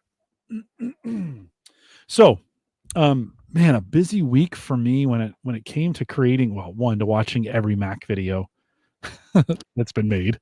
I watched a lot of them. It's like me and ham radio. I think I've watched every ham radio video. Yeah, I could probably tear that thing down now, just to be honest. I watched 3 or 4 different teardowns. Right. Which just kills me to watch, like it's a brand new Mac Mini and they're just tearing the thing apart, and you're like, oh, that's hurting me. Stop. But keep going. Yeah. Because I want to see it, kind of thing. And then spent a good night really just building these dashboards. I kind of built these in a night, and it was because I felt like I needed to really get a handle on these dashboards. By the way, I went your route. So this is a VM now on Unraid. Very nice. I went through, got that. By the way, I did it about 8 times. I kept messing some things up and 4 gig on that server is probably not enough. Like it really required 2 gig just for Home Assistant and the VM. I tried Right. it on a gig and it's really struggled. So I'm using now.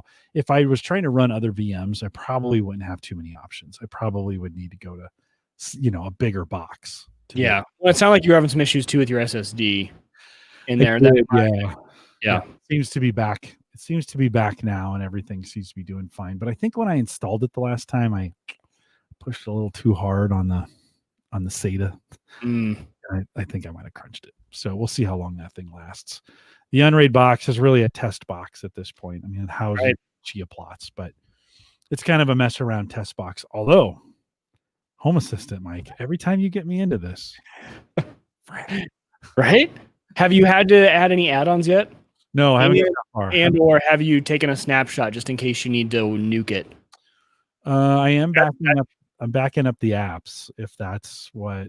No, so one of the benefits of running Home Assistant as a VM, just go in there and go to that supervisor tab. You can go to snapshots and you can just create a snapshot and download it to your local computer.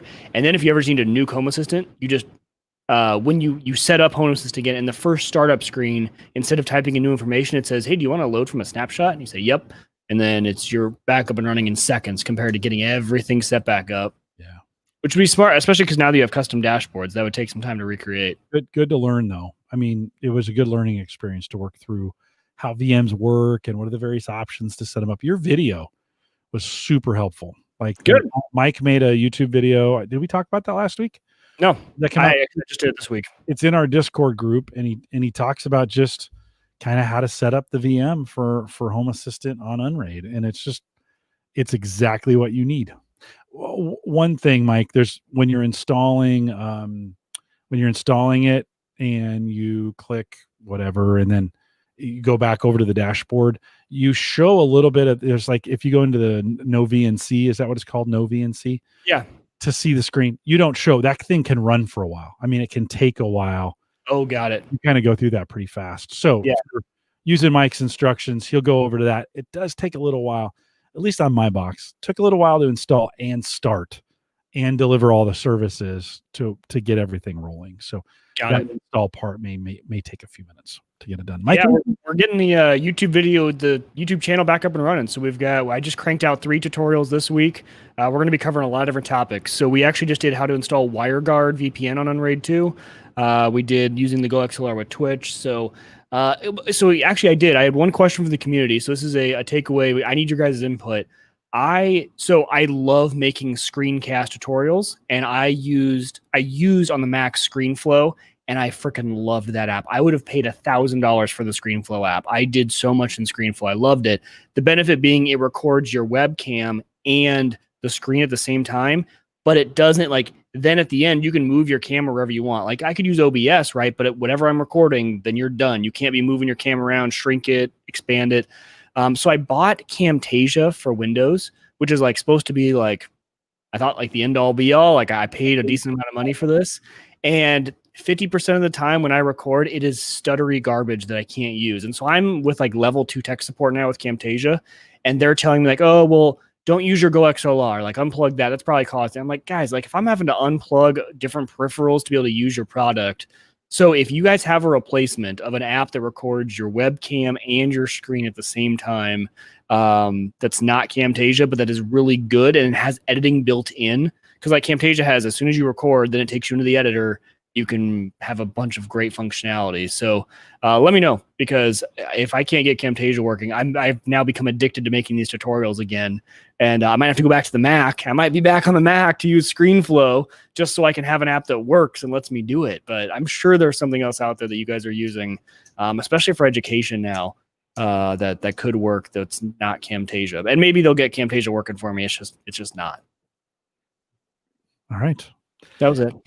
No, good enough. I was gonna say you'll have to go back to the Mac, and you said it yourself. So. Yeah, I might have to. So I have to steal the laptop on those nights when I want to make the tutorials. Can I make a quick observation about the show really quick? So, super great audience involvement during the Mac's portion. As soon as we went to Home Assistant and stopped talking about the Mac, and I bought the thing, and just dropped off the planet. Like everybody just like the excitement was over. I think people came just to see if it was actually true. Hey, and it was. And then I distracted everybody so much nobody noticed I got new glasses. So it's been 2 or 3 years Yeah. since I got some new spectacles. They're not all that, to be honest, they're not all that much different than the old ones. We're a little bit bigger. I need some more. I need some more space down here for the bifocals. Just saying. It Comes with age, huh? It was getting pretty bad. The other ones were a little thinner, and it just had a little tiny space. Had bought those at Warby Parker. By the way, I don't have an affiliate link, and I'm not trying to pimp them, but if we've had such a great experience with Warby Parker, I scratched those and they replaced them, no questions asked.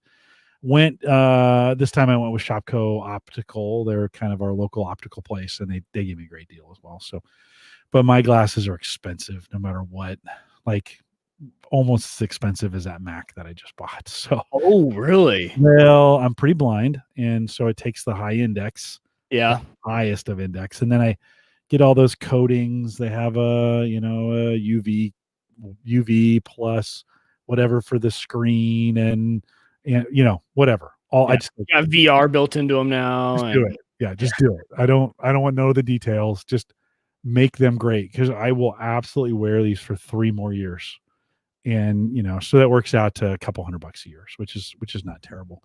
But Dave said he stayed. Dave, we appreciate you saying that. He said he stayed, enjoyed listening. So I don't think anybody went anywhere. I just think they weren't as engaged in the Home Assistant conversation as they were in the Mac one, which is great though. No, great conversation, Mike, and thanks for working me through it. Well, who knows what I'll buy in the post show? You might want to stay around.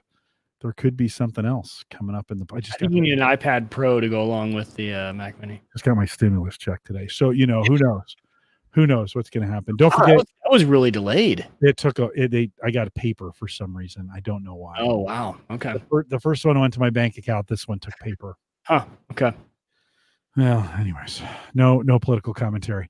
Big thanks to our Patreon supporters for doing that. For those you going across the screen right now. Appreciate your support. Brian just joined us this week as well. So Brian's out in the chat room. Brian F, as he goes by in the chat room. Thanks for joining us in that. By the way, Brian, I sent out your coin. I need to put one of those on my desk. I sent out your Home Gadget Geeks coin this week with the right postage. So it should be a you won't get a postage due. You won't. I'm such a jackass. You will. So that should be arriving either this weekend or next week. And so anybody who supports us at that level, Ron helps by 3D printing those coins. They're pretty cool. And I'll send one of those out to you for supporting us at the $5 level. Appreciate it. Send us an email, jim@theaverageguy.tv. Don't forget, leave us a message. I'd love Kyle. Thank you for doing that. And if you want to send your message, go to homegadgetgeeks.com. Just do it at the end of the show here. Tell me how crazy or stupid or whatever I am for buying this Mac. homegadgetgeeks.com and click the button on the right. Just record a message. We want to hear from you. You can contact the show. I mentioned jim@theaverageguy.tv, at Jay Collison, at Uyghur Tech for those of us on Twitter. Mike, will Twitter be fun anymore? I mean, now that the biggest... That was a nice little rush there that week talking about the Mac. Yeah, but the biggest guy on Twitter has now left, right? They banned him. I don't think he's... Oh, you're talking about that. I think Twitter's dead. I'm just going to say it. I think Twitter's dead. But we had a really good week on Twitter. There's a lot of conversation what's going on around this Mac, as much as in the Discord channel. And so if you want to follow us on Twitter, a great way to do that. Tony Rayner is the Twitter king. He probably thought I was talking about him, by the way. When I said big deal, he probably thought, well, wait a minute, I'm still there. So our big deal, Tony. Yeah, totally. Just a reminder that the AverageGuy.tv, both web and media hosting, powered by Maple Grove Partners, get secure, reliable, high-speed hosting from people that you know and you trust. You know that's Christian. You can get more information. Plans start as little as $10 a month. MapleGrovePartners.com. Christian can take care of anything. This week, Mike, he informed me I changed my DNS records over. He's like, we are nearing the dual. We are. I got the email from him. Yeah. So and I don't know what to do. I was like, I think I'm one of those that's gonna need to log into your host. I can help you with it.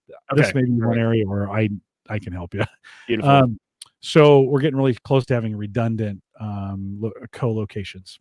for Maple Grove Partners.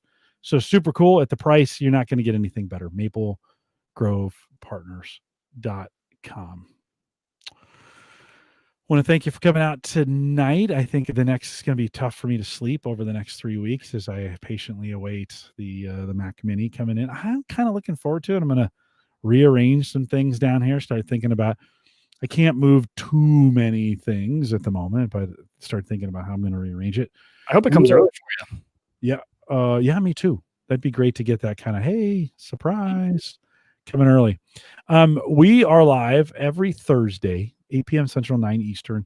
Mike and I have the reins for the next couple weeks, I mentioned. And so it'll be us kind of catching you up on things. But Aaron Lawrence is coming back. John Maddox is coming from channels. Jay Madison is coming back on. And I may ping in on a bunch of Mac stuff because I think he's a Mac guy. Do you remember him being a Mac guy? Do you know? Or is he a Windows? I'm trying to remember. I think he was Mac. Yeah. So by the time we have Jay on, I'll have some. Maybe I can take some desk efficiency tips from, because that dude is, when it comes to efficiency and good looking, he's got it down. Not only is he good looking, but his desk is amazing. So Jay's coming on, and then Dwayne Robinson's coming back. We haven't seen Dwayne in a while, and Dwayne's been doing some stuff. So that'll be a show, Mike. I'll say 3 words, and then Dwayne is off to the races. So Dwayne will be back on. So we have a bunch coming up for you. Stay tuned to all those things that are going on. We'll be back next Thursday with some updates. Maybe the Mac will come by then. Doubt it. With that, we'll say goodbye, everybody. Guys, if you're listening in the chat room, thanks for putting up with us tonight. I appreciate that. Nathaniel, you got me looking into Loom. If you use that currently, so can you export these out as like an MP4 to upload to YouTube? Because essentially that's where all my content is going, is YouTube. This looks really cool though. This is like exactly what I'd be looking for. I see you can like share a link. It just looks like, is it stored on Loom servers? I'll have to look into it more. Yeah, that's perfect. See, I figured there were some really cool, fancy new systems out there that I just don't know about. Just for anybody wondering, I did take the education discount. I didn't say that on the recorded show, but I did take it. So I think with the final, hold on, let's pull up that email from them. Where's? I got it. Okay. So teachers use it for screencasts. I don't use it. Might not. Yeah. It's actually it's great when it. Go ahead.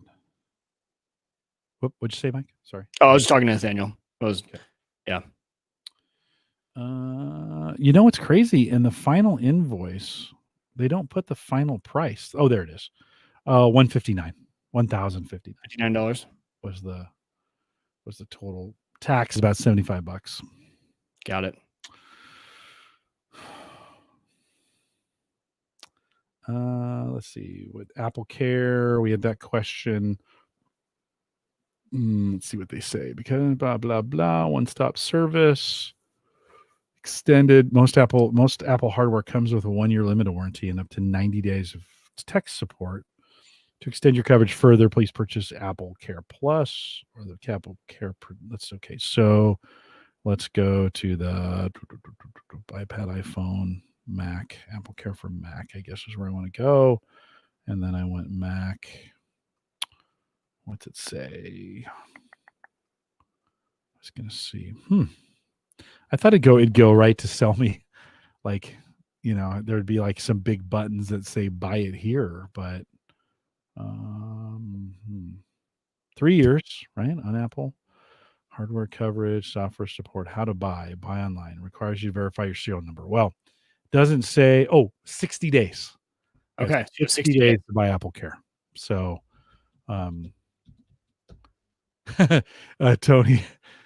Tony says, I like this, Tony. Guess what you need to do right now, Tony? He just says, I happen to have $1,053.23 in my PayPal account. So you should have a Mac. Can you do it? Like, what did I say? Well, 59. So you need $7. $7 and you're a done deal. So what if right now I just start being like, man, Jim, like I was lying the whole time. I think you totally messed up. The value you're getting is shit compared to what I got for my gaming PC. Wow, you were just, haha, I got you.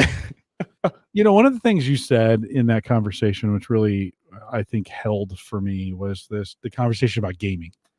and you know, I'm just not a gamer. Yeah. I'm just not. And I've got 4 1060s in the house, and I don't use a single one of them to game. And I probably should, although they're getting a little underpowered these days now, anyways. But that's kind of was like, yeah, this is the right thing to go with. I'm really excited about figuring out how to get these PCs out from the front here and get them up on a rack and get some cable management in there and get them all kind of organized. That'll give me some ability to do that, figure out how I'm going to do that, where I'm going to place them so I can run everything. And yeah, because there's really no reason you need them all there anymore. You're right. RDP and everything, and you could really just run it all from. Yeah, I mean they're really there because I've got that big Core i7 box. It's one of those Cooler Master LAN boxes. They're beautiful and they're easy to work on. They're great for me because the top of the lid slides off and you have access to everything, and it's just a really good box. Like I think if I were to build a PC again, I'd buy that box, right? Yeah, right. Makes sense. But it's got to sit right here. So I need it if I'm going to put it somewhere. Okay, well, I mean, it makes sense just to have it right next to the monitors, right? Yeah. Here. I guess I could have built some shelving underneath the desk over in this corner, and I still might for that box because it's going to power. It's also going to power. Man, monitors. That's right. Yeah, I've still got some monitors to power. My old media center box may do that just fine. It's actually super quiet, and it's the thinner, taller one, but I could build a little cabinet down there where it sits in to run the other sets of monitors. So, but it just gets me thinking, like, I could really clean up the front, and that would free up some space in this area here. Mm-hmm. Really make it look a lot cleaner. Sarah's working down here too, so that'd be nice. Yeah, no, I'm excited. I'm excited about it. Ron asked, so I'm not doing Winter Field Day this year, mainly because I'm in a hockey tournament next weekend, so that's what I'll be doing. But I'm hoping in between games, I want to come home and, it won't be field day, but participate from home. Yeah, you're right. I think the bands will be nuts. I think a lot of people, I've been seeing a lot of good Instagram traffic on people getting out for Winter Field Day. And then Dave asked, need to ask about the wheels for $700. What are the wheels? So the new Mac Pro is kind of a tower-esque. It can be stand up as like a computer. Think of like a regular tower, or you can kind of turn on its side and slide it in as like a server into a rack.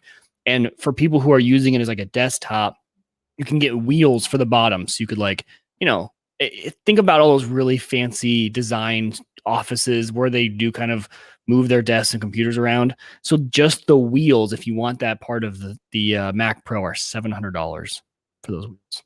Kind of crazy. I expect a phone message, voicemail, from all of you that are live, telling me good decision, bad decision. I want to hear from you. So before you're done tonight, grab a microphone, whatever. Head over to homegadgetgeeks.com. We'll play them next week on the show. I'm expecting some fallout this weekend, Mike, as people listen to this. I think you'll get a lot of support. I don't know. You're still running both. I hope I get a little pushback. I mean, I kind of do. I like it. But Tony, thanks. Tony says good decision, but leave me a voicemail because I want to play them on the show. I want to recognize you guys on the show for your contributions. We want to hear your voice. So homegadgetgeeks.com. Sometime this weekend or tonight, send me voicemail. Want to get that played. Mike, you got any plans for the weekend? We're supposed to, Hannah works. We're supposed to see one other couple. Been trying to see them, and we keep having. Are their names Jim and Sarah? And is Jim bringing some cigars? I mean, some candles. But it could be candle party. Yeah, candle party. All right. Dude, I am loaded. Yeah, I was gonna say you need to get through your candle stash there. Hold on. Can I just show you real quick? You want to see? Yeah. Okay. I don't think I'll get booted for this, but I ordered some candles from two guys, and one got lost in shipping. So I called them and they're like, "Well, we'll just ship you another one." I'm like, "Well, you know it's going to come. Like, we're going to ship you another one. So they shipped me a whole nother order, and there was a box of cigars, candles in there. And sure enough, so the second one came 2 days later. The first one came. So I said, what do you guys want me to do? And they're like, we'll send you a label. I'm like, can I just buy them? Like, they're here. I'm having a hard time letting them go. So I bought, those are these little, what they like to call firecrackers. And they high five themselves, like, works every time. You're probably right. Perdomo makes this little 3-inch firecracker. Oh yeah. These are really, really good. They're just super tasty. So I got a bunch of those. And then this is my the jar that I keep. I get a care package of candles from them one time a month. So the jar keeps, and I overran on firecrackers. So it normally just keeps the care package ones, a little Boveda pack. And then, I came back from Boston with a few candles, and this thing is completely full. Like, there's no movement in there's there. no room in the inn. Like, Jesus, I'm sorry, but you can't come in because there's no room. It is just jammed full. I gotta be careful here. I don't think anything's getting squished, but I bought a bunch while I was there, and then I've gotten some in the care package, and then I got the extra bit of firecrackers, so that's in there. Does humidity stay pretty well in those? Yeah. I got the 62% instead of 70 because they were burning a little moist, like they're just a little wet. So Ed recommended, hey, move it down to that 63, 62 range, and that's been perfect. They've stayed like 67 for whatever reason. So that's been pretty great. I've got those GoV humidistats in there, right? Yeah. I have 3 of those Bluetoothed over to I have a little Fire tablet that runs that software. So it's always up and on my desk. So I can always see what the temperature and the humidity is, which is super cool. Then all you see is firecrackers. They're everywhere. So there's a bunch of firecrackers there. Then this is what I call the kids box. So when the kids come over, these are the cheaper ones. They don't listen. So they won't know. We have very different definitions of kid boxes, Jim. For my kids and your kids. They're adults, your kids get much cooler kids boxes than mine. Yeah. So my kids get oranges. One of the cool things, so it's a kids box. One of the cool things, so I use Thompson's, from time to time too. I probably shouldn't say this because Ed's probably listening, but he likes it when I buy it too, guys. The Thompson's, there's a couple things for the kids' cigars candles that I buy. I buy from Thompson's because it's just cheaper, and they like the flavored ones and some of those kinds that Two Guys sells, but it doesn't make any sense. So here's a little trick I didn't realize. So they give me a deal, and then I put the deal in the cart, then I just leave it, and then 10 minutes later I get a deal. Hey, take 10% off that order. The little pop up on the screen, like, hey, you want to take $10 off? Yes. Or 10%. Yes, I do. So I apply it, and then I just leave it. I still leave it in the cart. Not all the time, but I've had this work twice on me, and it's worked 3 times actually. Then I'll get an email from them a couple days later. They're like, hey, you want free shipping? Because they charge, it's like $9. Yeah. Well, yes, I do. So you got to buy, $125 to get free. And if you're buying $25 or $30 worth of candles, you don't really want to pay $10 in shipping. It's just, it's, in this day and age, it's really hard. So I get those. So I leave them in my cart. They're trying to get me to flush the cart out, right? They want me to, so they entice me. It works every time because I'm like, yes. So the other day, by the way, I still haven't sold that Drobo yet. So we don't know if that Drobo deal I bought, right, where I got the hard drives and the we'll see if that's a deal. But on eBay, or where's it? Where did you have it at?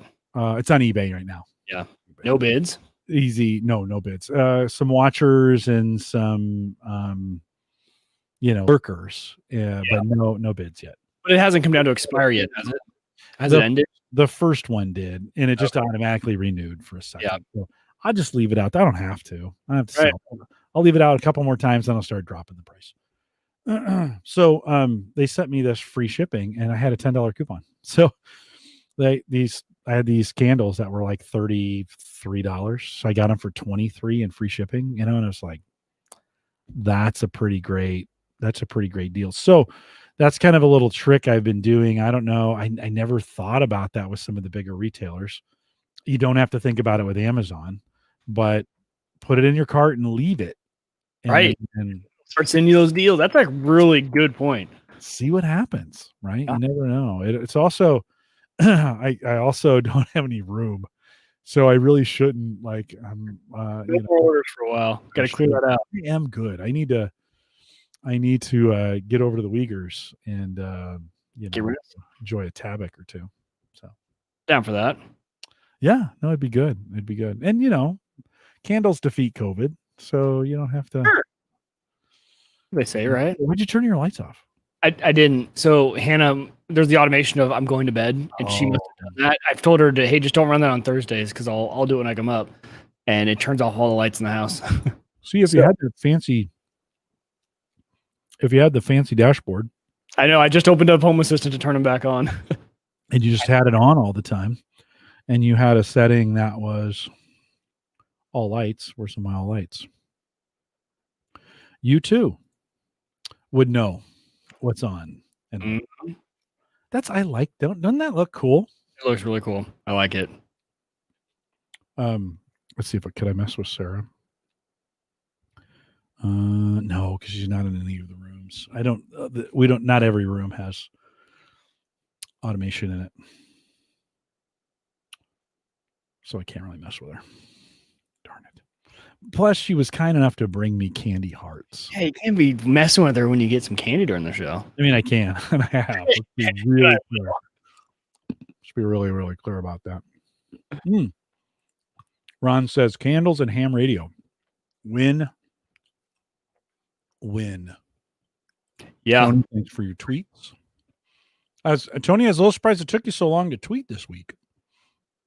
I thought you'd be blow by blow on the play-by-play. The Mac on the Mac purchase. He's thinking about 8. I think he's gonna do it. Now that I've figured out how to do dashboards, Home Assistant's a lot more fun for me. Really? Yeah. It makes me. Oh man, that one was tart. It makes me want to buy more devices. Yeah. You're like, oh, hey, this is the dashboard. I want to be able to see it. What else? The dashboard. Oh, hey, look at this. Hold on. That's where you need to get into Zigbee and start replacing your humidity sensors. Oh, okay. Didn't Tony say he had some PayPal money? Right? Tony, education store. Just add $7 to it, and you are in. Well, I don't know what tax is in your. I'm assuming they're collecting local tax. Nebraska is pretty expensive, so $75 in taxes for me. If I return that thing, I get tax back, right? Yeah. Okay. Yeah. So I think so. Yeah, I think you do. So Tony says we need some of the YouTuber drone guys on with Mike. You flying much? I haven't been lately. No, Tony, you're probably more updated than I am, honestly. We should probably have them on with you. I've heard of them. I haven't looked into any new rules. Tony, how's it feel to be completely COVID protected now? I think he got both shots. Yep. My wife did too. Good. Yep. When do you think we're like last in line, right? Yeah, probably. Healthy guys, mid it. Well, you're really young. You're never going to get a vaccination. Yeah. Well, did you see Amazon offered to help with distribution now? Oh, really? Yeah. They sent a letter to Biden saying that they would be willing to help with distribution. I don't know how that would work. But hey, if my next Amazon package shows up and the guy wants to stick me in the arm, I'm down. He's with the National Guard guy, and then, I'm sorry, to get this Home Assistant device, you're going to have to get the COVID. Here's your AA and plastic hangers that you ordered, and also, I rid you of COVID. We have a COVID shot for you. I think you take it pretty fast, right? If it was offered to you. Yeah. Yeah. Joe says April. I take it whenever. I don't want to be ahead of people who really need it, just to be honest. Like Oh, I'm good. Well, and I would feel guilty, especially like I want the people who have taken this, like I've taken it seriously. I don't want to downplay it, and I'm not downplaying it. But like I still go play hockey on Wednesday nights, right? Like we wear masks in the locker room and stuff. But like I haven't been like locking myself down. So I want people who are at risk first, and then I want people who like, hey man, like yeah, you have been taking this like way seriously. Good, like that's great. You deserve it first. I shouldn't be able to jump the line. No, I definitely don't. I'd be okay being last. Yeah, same. And not because I don't want it. I want other people who need it to have it. I don't. Right. I agree. I just don't. I don't know. I'm okay. There's a lot of people that need it ahead of us. Yeah, and I'm not very public. Like I do very little in public now. Very little. I am at this desk 20 hours a day. Right. And so, my waistline is showing it, but I'll have to get healthy when this is all said and done. I'm gonna have to. It's killing me. But and I'm getting out. I'm getting out to walk and do some things. Having some wrist problems, which I'm pretty sure is because I'm typing too much. Like my productivity in the last year has gone through the roof, and I am literally down here just typing all day. That's all I do. Type. I am sure I'm going to have some wrist issues. Some wrist issues from it. I'm going to start doing some exercises and some things to kind of with these wrists. I'm typing too much type deal. So that's just kind of the way I feel. Kind of like if they said mandatory show up and you're going to get it, I'm showing up to get it. Same. Yeah. If they're like, Mr. Collison, there's more important people in front of you. Even if it was Justin Bieber. Okay. Like I'm okay with that. Justin Bieber, take the shot as well as all the other, ones you need. But was that like an anti-Bieber statement? I'm not a big Bieber fan. Okay. I'm not a big Bieber fan. But I just kind of be interesting to see, as things have started to new things, whatever that means, are happening here in the United States with everything. Everything is new. Everything is different. It'll be interesting to see how things go over the next 98 days. We never get political, and we're not going to start now. But that's not true. We don't. We sometimes get political. Almost. I don't think we do. But yeah. Only on things everyone can agree on. Yeah, like Bitcoin. Yeah. Dude, 10% today. Yeah. Like now it could have been more. I mean, they're worried about that double spend thing creeping up again in Bitcoin. And so down 32,000, I think is what right now. 30? 30 and a half right now. Yes. Keep going. Back in, I know. Keep going because I'm buying back in. I'm hoping it'll dip below 10. Yeah, wouldn't that be great? It won't dip below 10, I don't think. You think? Could. I think the new administration's going to clamp down on it. Could be. So not right now, because that'd be a douchebag move. But I think eventually, the new administration's going to be like, yeah, because it is a haven for money laundering and hiding money and some of those kinds of things. I mean, it can be.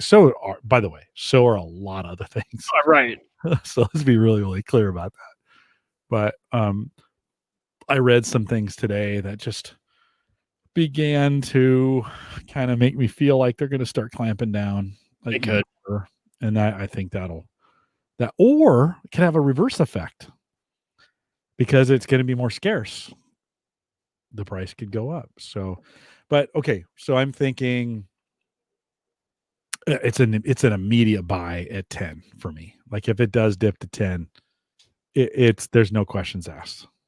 And I guess that depends. 10 in the news. You literally took the words out of my mouth. I was going to say 10 in the news. Combine those two for sure. Yeah, I think you got to make smart. For me, it'd be probably 15, maybe even 20. Maybe a layer on the way down. Yeah. Start at 20 and layer in down to 10. You definitely pulled that money out at a good time. Oh, man, I got so lucky. That never happened. 2017 lucky. Yeah. 37, 38, I think is what I sold at. It went to Wow. 40 and I thought I'd made a mistake. I was like, oh, I made a mistake. Nope. Ethereum is holding up though. Like Bitcoin's getting crushed. Ethereum is holding. So be interesting to see. You could do arbitrage. That's not the right word, but you could really play the difference between the two. Shift Ethereum's winnings into Bitcoin. Wait for Bitcoin to kind of correct and come back around. Here's what did it for me this time, Mike, is I was dumb enough not to do anything. That's why I won, is because I didn't do anything. I didn't get impatient. I didn't think, this is never going to go anywhere. I was just like, well, I haven't gained it off. I'll just let it sit. Like, I'll let it sit. And holy moly, was that a good call, right? Yeah. To let it sit. And the question is, because it's in cash. So it's in cash in Coinbase, just so I can get it back in real fast if I need to. Yeah. And do I wait for that buying opportunity and keep it in that space, right? One of the thoughts was I didn't contribute very much to my 401k this year, just based on what was going on. What I sold would make a great contribution for the year. And of course, that will, the earlier you make contributions in your retirement, the better. So do I pull it, put it in the regular market, or do I treat Bitcoin like it's going to be a market for the future? Like it could just stay in there, and I'm going to pay taxes and stuff on it, but it could just stay there. And I just leave it there, leave it as kind of that side of the investment where it doesn't do anything. Or do I take it out and pay down college debt? Yeah. I don't know. With the new administration, there's some they're saying some things about forgiveness. Yeah. So you're kind of like, well, I don't know if I paid off my middle son's loan right before the pandemic struck. So I did a big chunk. I didn't want to deal with it anymore. I just paid it off. Now I'm kind of wishing I hadn't. You're like, oh, crap. That may have, if they do loan forgiveness type stuff, that may have qualified for that. And I'm not a big believer in that, by the way, but when it's not like I'm ripping up the stimulus check that I got today. Yeah. Like, I don't need your money. Don't need your money. Yeah. So it's good options. You're right. Those are kind of, what do you do? What's the right? It makes sense to pay off. I hate debt. So it'd be great. Or, I've been talking about buying. Okay, this is the best option. Brian says he's the same way. And I can't stand that. I have a little chunk that I could put down and get all of a sudden a Tesla is affordable for me. Pretty nice Tesla, and you're like, okay, that's that. Your Tesla. That puts me, this puts me in a, like, I don't have enough to pay cash for it. Don't get me wrong, but it would make it about what I was going to pay for a Subaru or for a Honda or whatever I was going to buy. So, you're thinking like, well, I can get a pretty nice Tesla for this. I really want a truck. I don't want a Tesla truck. Those things are ugly. They are nasty. So you're like, I don't know. I'm kind of caught, here's the good news. I don't have to do anything. That new GMC all electric truck. I think it looks baller. Yeah, but I can't buy American, man. No? On that. Not on vehicles. What are you going to do? Toyota? Make me un-American. Yeah, I would either do Subaru, Toyota, or Honda. Those are kind of the three. On truck? I'm the opposite on truck. Yeah, no, you're probably right. My foreign on truck. But, I mean, they're all great. No, you're probably right. Mine's not on quality. Mine's just on. Yeah. Listen, if I was a guy who bought cars, kept them for 3 years and traded them in, it wouldn't matter what I bought. Every car is good for 3 years. But I've just watched too many of those. It's the year 4 and 5 that really stuff really starts to break. Yeah. This should not be breaking. My Honda Civic just crossed over 250,000 miles, Mike. 225,000 miles. Dang. I have literally replaced nothing on there. Now I have a gasket leak somewhere right now, so I'm leaking a little bit of oil. That's the first problem I've had on that car. It's an 06, so 14 years. Wow. And 225,000 miles. So I just don't. Yeah, Yeah, there's certain. Here's the deal breaker. Like, this is what I want. I want the eyesight safety stuff that comes with Subaru. Like we have a Subaru Outback. I really like it. It's not the automatic driving that you can get for. By the way, that's a $10,000 option. Ooh. Teslas, right? You can get it, or you can not get it, or you can buy. What do they call it? Robot driving, whatever that is. I didn't know it was an add-on. I thought they all just came with it. $10,000. Wow. Yeah. So is it even legal in Nebraska yet? I don't even know if they let it happen here. what? What do you think of this Bernie Sanders meme of him? I'm loving it. All the memes are great. I also have really enjoyed the memes of all the the letter that Trump left Biden in the office. Those have been cracking me up. All the different video clips they've been sharing. Oh, they're great. I love them all. Oh, Joe, I was going to tell you, I saw it in Discord actually before the show started. That is awesome that your 3070 showed up, and my brother-in-law got the bot up and running. He's one of the good guys who's using the bot. He really needs a graphics card for this new PC he built. He's still using mine. Mine's out on loan to him, so hopefully he snags one. But he thought that was really cool. He's not he's starting to become a super techie guy when he started building the computer. So for him to set up the bot, and I told him just try and do it all yourself. The instructions are there, the ones that you sent me. So he thought that was really cool. So thanks again. Over. Autonomous is the word I was looking for. Thanks, Tony. Joe's just nice on that. So Mike, those are 4 real options to start, and all very different options too. That's gonna be hard. Yeah, it is, and there's not one of them that's super smarter than the others. You kind of, it's not like you go, oh yeah, you go with number 1, right? Each one of them have their merit, kind of based on a philosophy of how you spend your money. And so it's just I don't know. I need to. This will be the first time buying a car I don't really have to buy one ever.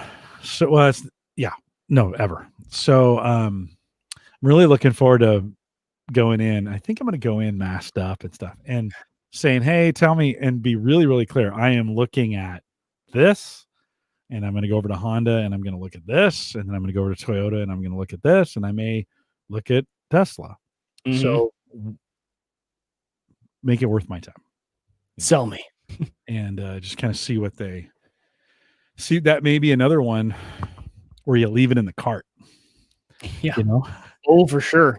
Right. Yeah. It's amazing because I went in for a test drive on a car a while ago, and man, they'll call you back. Yeah. A lot. Okay, well, we're doing this new deal now. This is what we're thinking. Well, and Nathaniel says you pay down debt if it's not 0%. Well, okay. Student loans right now are at basically at 0%. So you don't, and there's a looming, who knows what's going to happen with those. So you don't really, right now, you don't really touch your student loans because they're 0. They're not accruing. They're just sitting there. Yeah. That picks back up, by the way, in 10 days. No, I think they're going to extend it again. I don't think so. I think that come out today or that, and it's actually it got extended through March. And I think it's going to happen. I think it's going to go through summer. Are you sure? Yeah, I had logged into Great Plains where we have the loans. Great Lakes, sorry. So yeah, that got extended. All right. I won't look it up on the show, but I'm looking it up now because I'm logging into the Navient one. Yeah, Brian said he heard it may extend through September at this point, and I think they're going to get extended. I looked in. Navient started charging again. So they don't have to. They don't have to extend. Well, is Navient a federal? Yeah. Are you sure? I don't think anything got extended. That has not been part of any of the stimulus or anything like that. So I would for people who are listening and have them, I would double check because as of right now, it's still January 31. Well, maybe. All right, let's look. Let us look. Yeah, and I even have an alert in here. Your forbearance ends in 10 days. I logged in the other day and it was saying March for me. And I don't have a repayment until March of 2020. Oh. Okay, so that's not the That's because that's my daughter's loan, and she graduates this summer, so it won't start. But let's look here. So maybe that's the one I looked at, and I didn't look at the year on it. Okay, regardless, I get what you mean. Like paying that right now when there's still talks about doing some forgiveness. There's talks dropping a big. I'll make the payments. Like I'm going to make the payments, but that's different than dropping a big chunk down on it. Cars are basically free for the most part right now for financing. I mean, you can. Oh man, really? Are they that low? Chase is offering me 0% and some other things, or 1.9, 1.9, whatever. That's basically free. So, that's some of that unpaid principal on my daughter's loan is just painful. Yeah. And sometimes I just don't want to see that number. So it's like, I want to put a chunk on that just so I don't have to see that number, because it's brutal. It is brutal. Well, now I got to go back and look at this because now I realize I looked at the 3 and I didn't realize it said 322. And that unless it happened in the last day or two, it's definitely still January 31st. Well, they have been proposing extending it. Yeah, they have, and I think they're gonna. To be honest, I think I think it's gonna be one of those kinds of things. Yeah. So it's all those options have their various strengths and weaknesses. Joe says he just checked his payment company. My student loans are postponed until September 30th, 21.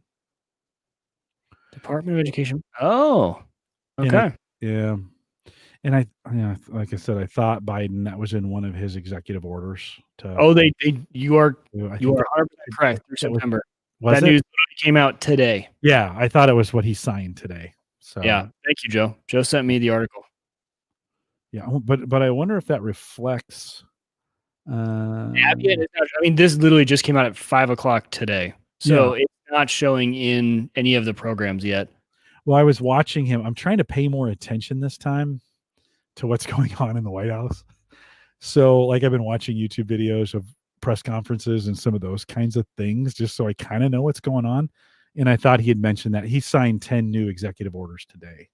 And I thought it was I thought one of those was in there. But Mike, you're 100% right. Thinking and knowing are two different things. So I'm definitely going to log in here, and because I have 2, I have my oldest and my youngest. So what I really need to do is log into my oldest's, because I do. I've actually been paying. So my loans don't have that. I don't have to make a payment, but they're still, because they're not federally. My loans are not federally protected, and whatever that means. My daughters are. So I'm still paying interest. Those I didn't have to make a payment, but you're still accruing interest. So I kept making some payments. Yeah, just so that wouldn't get. That may not be true either. Maybe they're all in forbearance, or they're all in. And maybe I'm trying to. I don't know. Actually, I don't know. I need to look. It's a good that and taxes I need to do. So I got W-2s. Did you get your W-2s? Mm-hmm. All set. Yeah. I got mine. Hannah hasn't gotten hers yet. I always get mine so early because I just have them online. So I have mine by like the 8th. And then I had to wait for Hannah's to put it into TurboTax. Oh, I just noticed this. So at the bottom, it says, activate your card, wake iPhone, and hold it here. Yes, it's super cool. Now I got to do it. Okay. So, we didn't talk about it in the show, but that integrated iMessage chat, when I reached out to Chevy, it was really cool how it worked, but they didn't have the authority to do everything you need on the phone. And then I called Chevy, and they said, so what's your relation to Hannah Uyghur? And I was like, I'm the husband. And they're like, oh, well, we need her authority to make this change. I'm like, okay, can you confirm? I can give you the password. Look at the email. Look at the phone number. Like, those are mine. I don't know why Hannah's name on it. When we bought the car, it must have something was on her with OnStar. Like, yeah, no, sorry. I'm like, I can give you the password to the account, the email. You can send me an email. You can send me a text message. I'll confirm it. I'm like, she's not here right now, and she's never here during the hours. You're gonna need me to call you. Like, oh, sorry. Well, I can't do anything. I'm like, oh my God. All I'm trying to do, Jim, is cancel the $15 a month LTE mobile hotspot package for my car. I'm like, seriously, they make it like Fort Knox. Well, they don't want you to. They don't want you to take it off, right? They make it hard. Yeah, extremely hard. It's like we want to make customer service easy, so message us, but not easy in the ways that you want us to be easy. It's like, okay, come on. When we said easy, we really meant hard. Yeah. Joe says he started getting ads for the Apple Card. Joe, is that because it heard? That'd be hilarious. Talking about it? Is that the reason? It's honestly, so I carry the physical card around because I'm an American Express guy, but there are still a lot of places that don't take Amex, and this is a nice MasterCard. So I use it as everywhere accepts MasterCard. So that's the reason I carry the physical one around, just because it's nice to have something that's not American Express. Yeah, I think my Chase card is Visa, and then I have a backup Bank of America. I guess they're both Visa. I guess that's true. I never thought about my Does it like matter? my debit card is Visa. I can use that. Yeah, Visa, MasterCard's everywhere, right? Yeah, for the most part. Yep. And this is MasterCard? This is MasterCard, yeah. Is that what it is? Is that the Goldman Sachs MasterCard will say it on the back. I've never had a Goldman Sachs account. I haven't either. I'm feeling important now. Feeling big leagues. I'm gonna get really snooty. Let's just be really clear. I'm now a full Mac guy. Oh, I'm a Mac. Snooty. I'm gonna start talking down to you all, saying you Windows people. Those people just wouldn't understand. Oh, whiskeys and cigars or candles, whatever we're calling them. I'm a Windowsist. I'm against everybody who's on Windows, right? Yeah. So, all right, guys, thanks for coming out. Joe says he's gonna send me a turtleneck and a beer. No, a beret. Yeah, nice set of beer. Black turtleneck. You need to wear it when you open up and talk about the laptop on the or the. Oh, we talk about it on the show. I just may have to show up that way. Right. Black turtleneck and jeans, exactly. And you won't see the jeans, so I just need to come across. It's not turtleneck. It's the faux the what do they call those mocks? A mock turtleneck. It's just it wasn't actually a full turtleneck, right? It was just true. Yeah, it was kind of like the half. Yeah. Almost like if this was just like the regular shirt. Right. Yeah. I think it's called a mock turtleneck. I realized I was watching the show from last week. I wore the same pullover this week. I was like, oh, that's right. It's embarrassing. I mean, I wore this last week, to be honest with you. We're in the same clothes. I haven't changed in 1 week. I know. It's a weird thing. Guys, thanks for coming out. Mike, hang tight for 1 second. We'll see you guys next week when I'll have a Mac, or at least I returned it. We'll see you.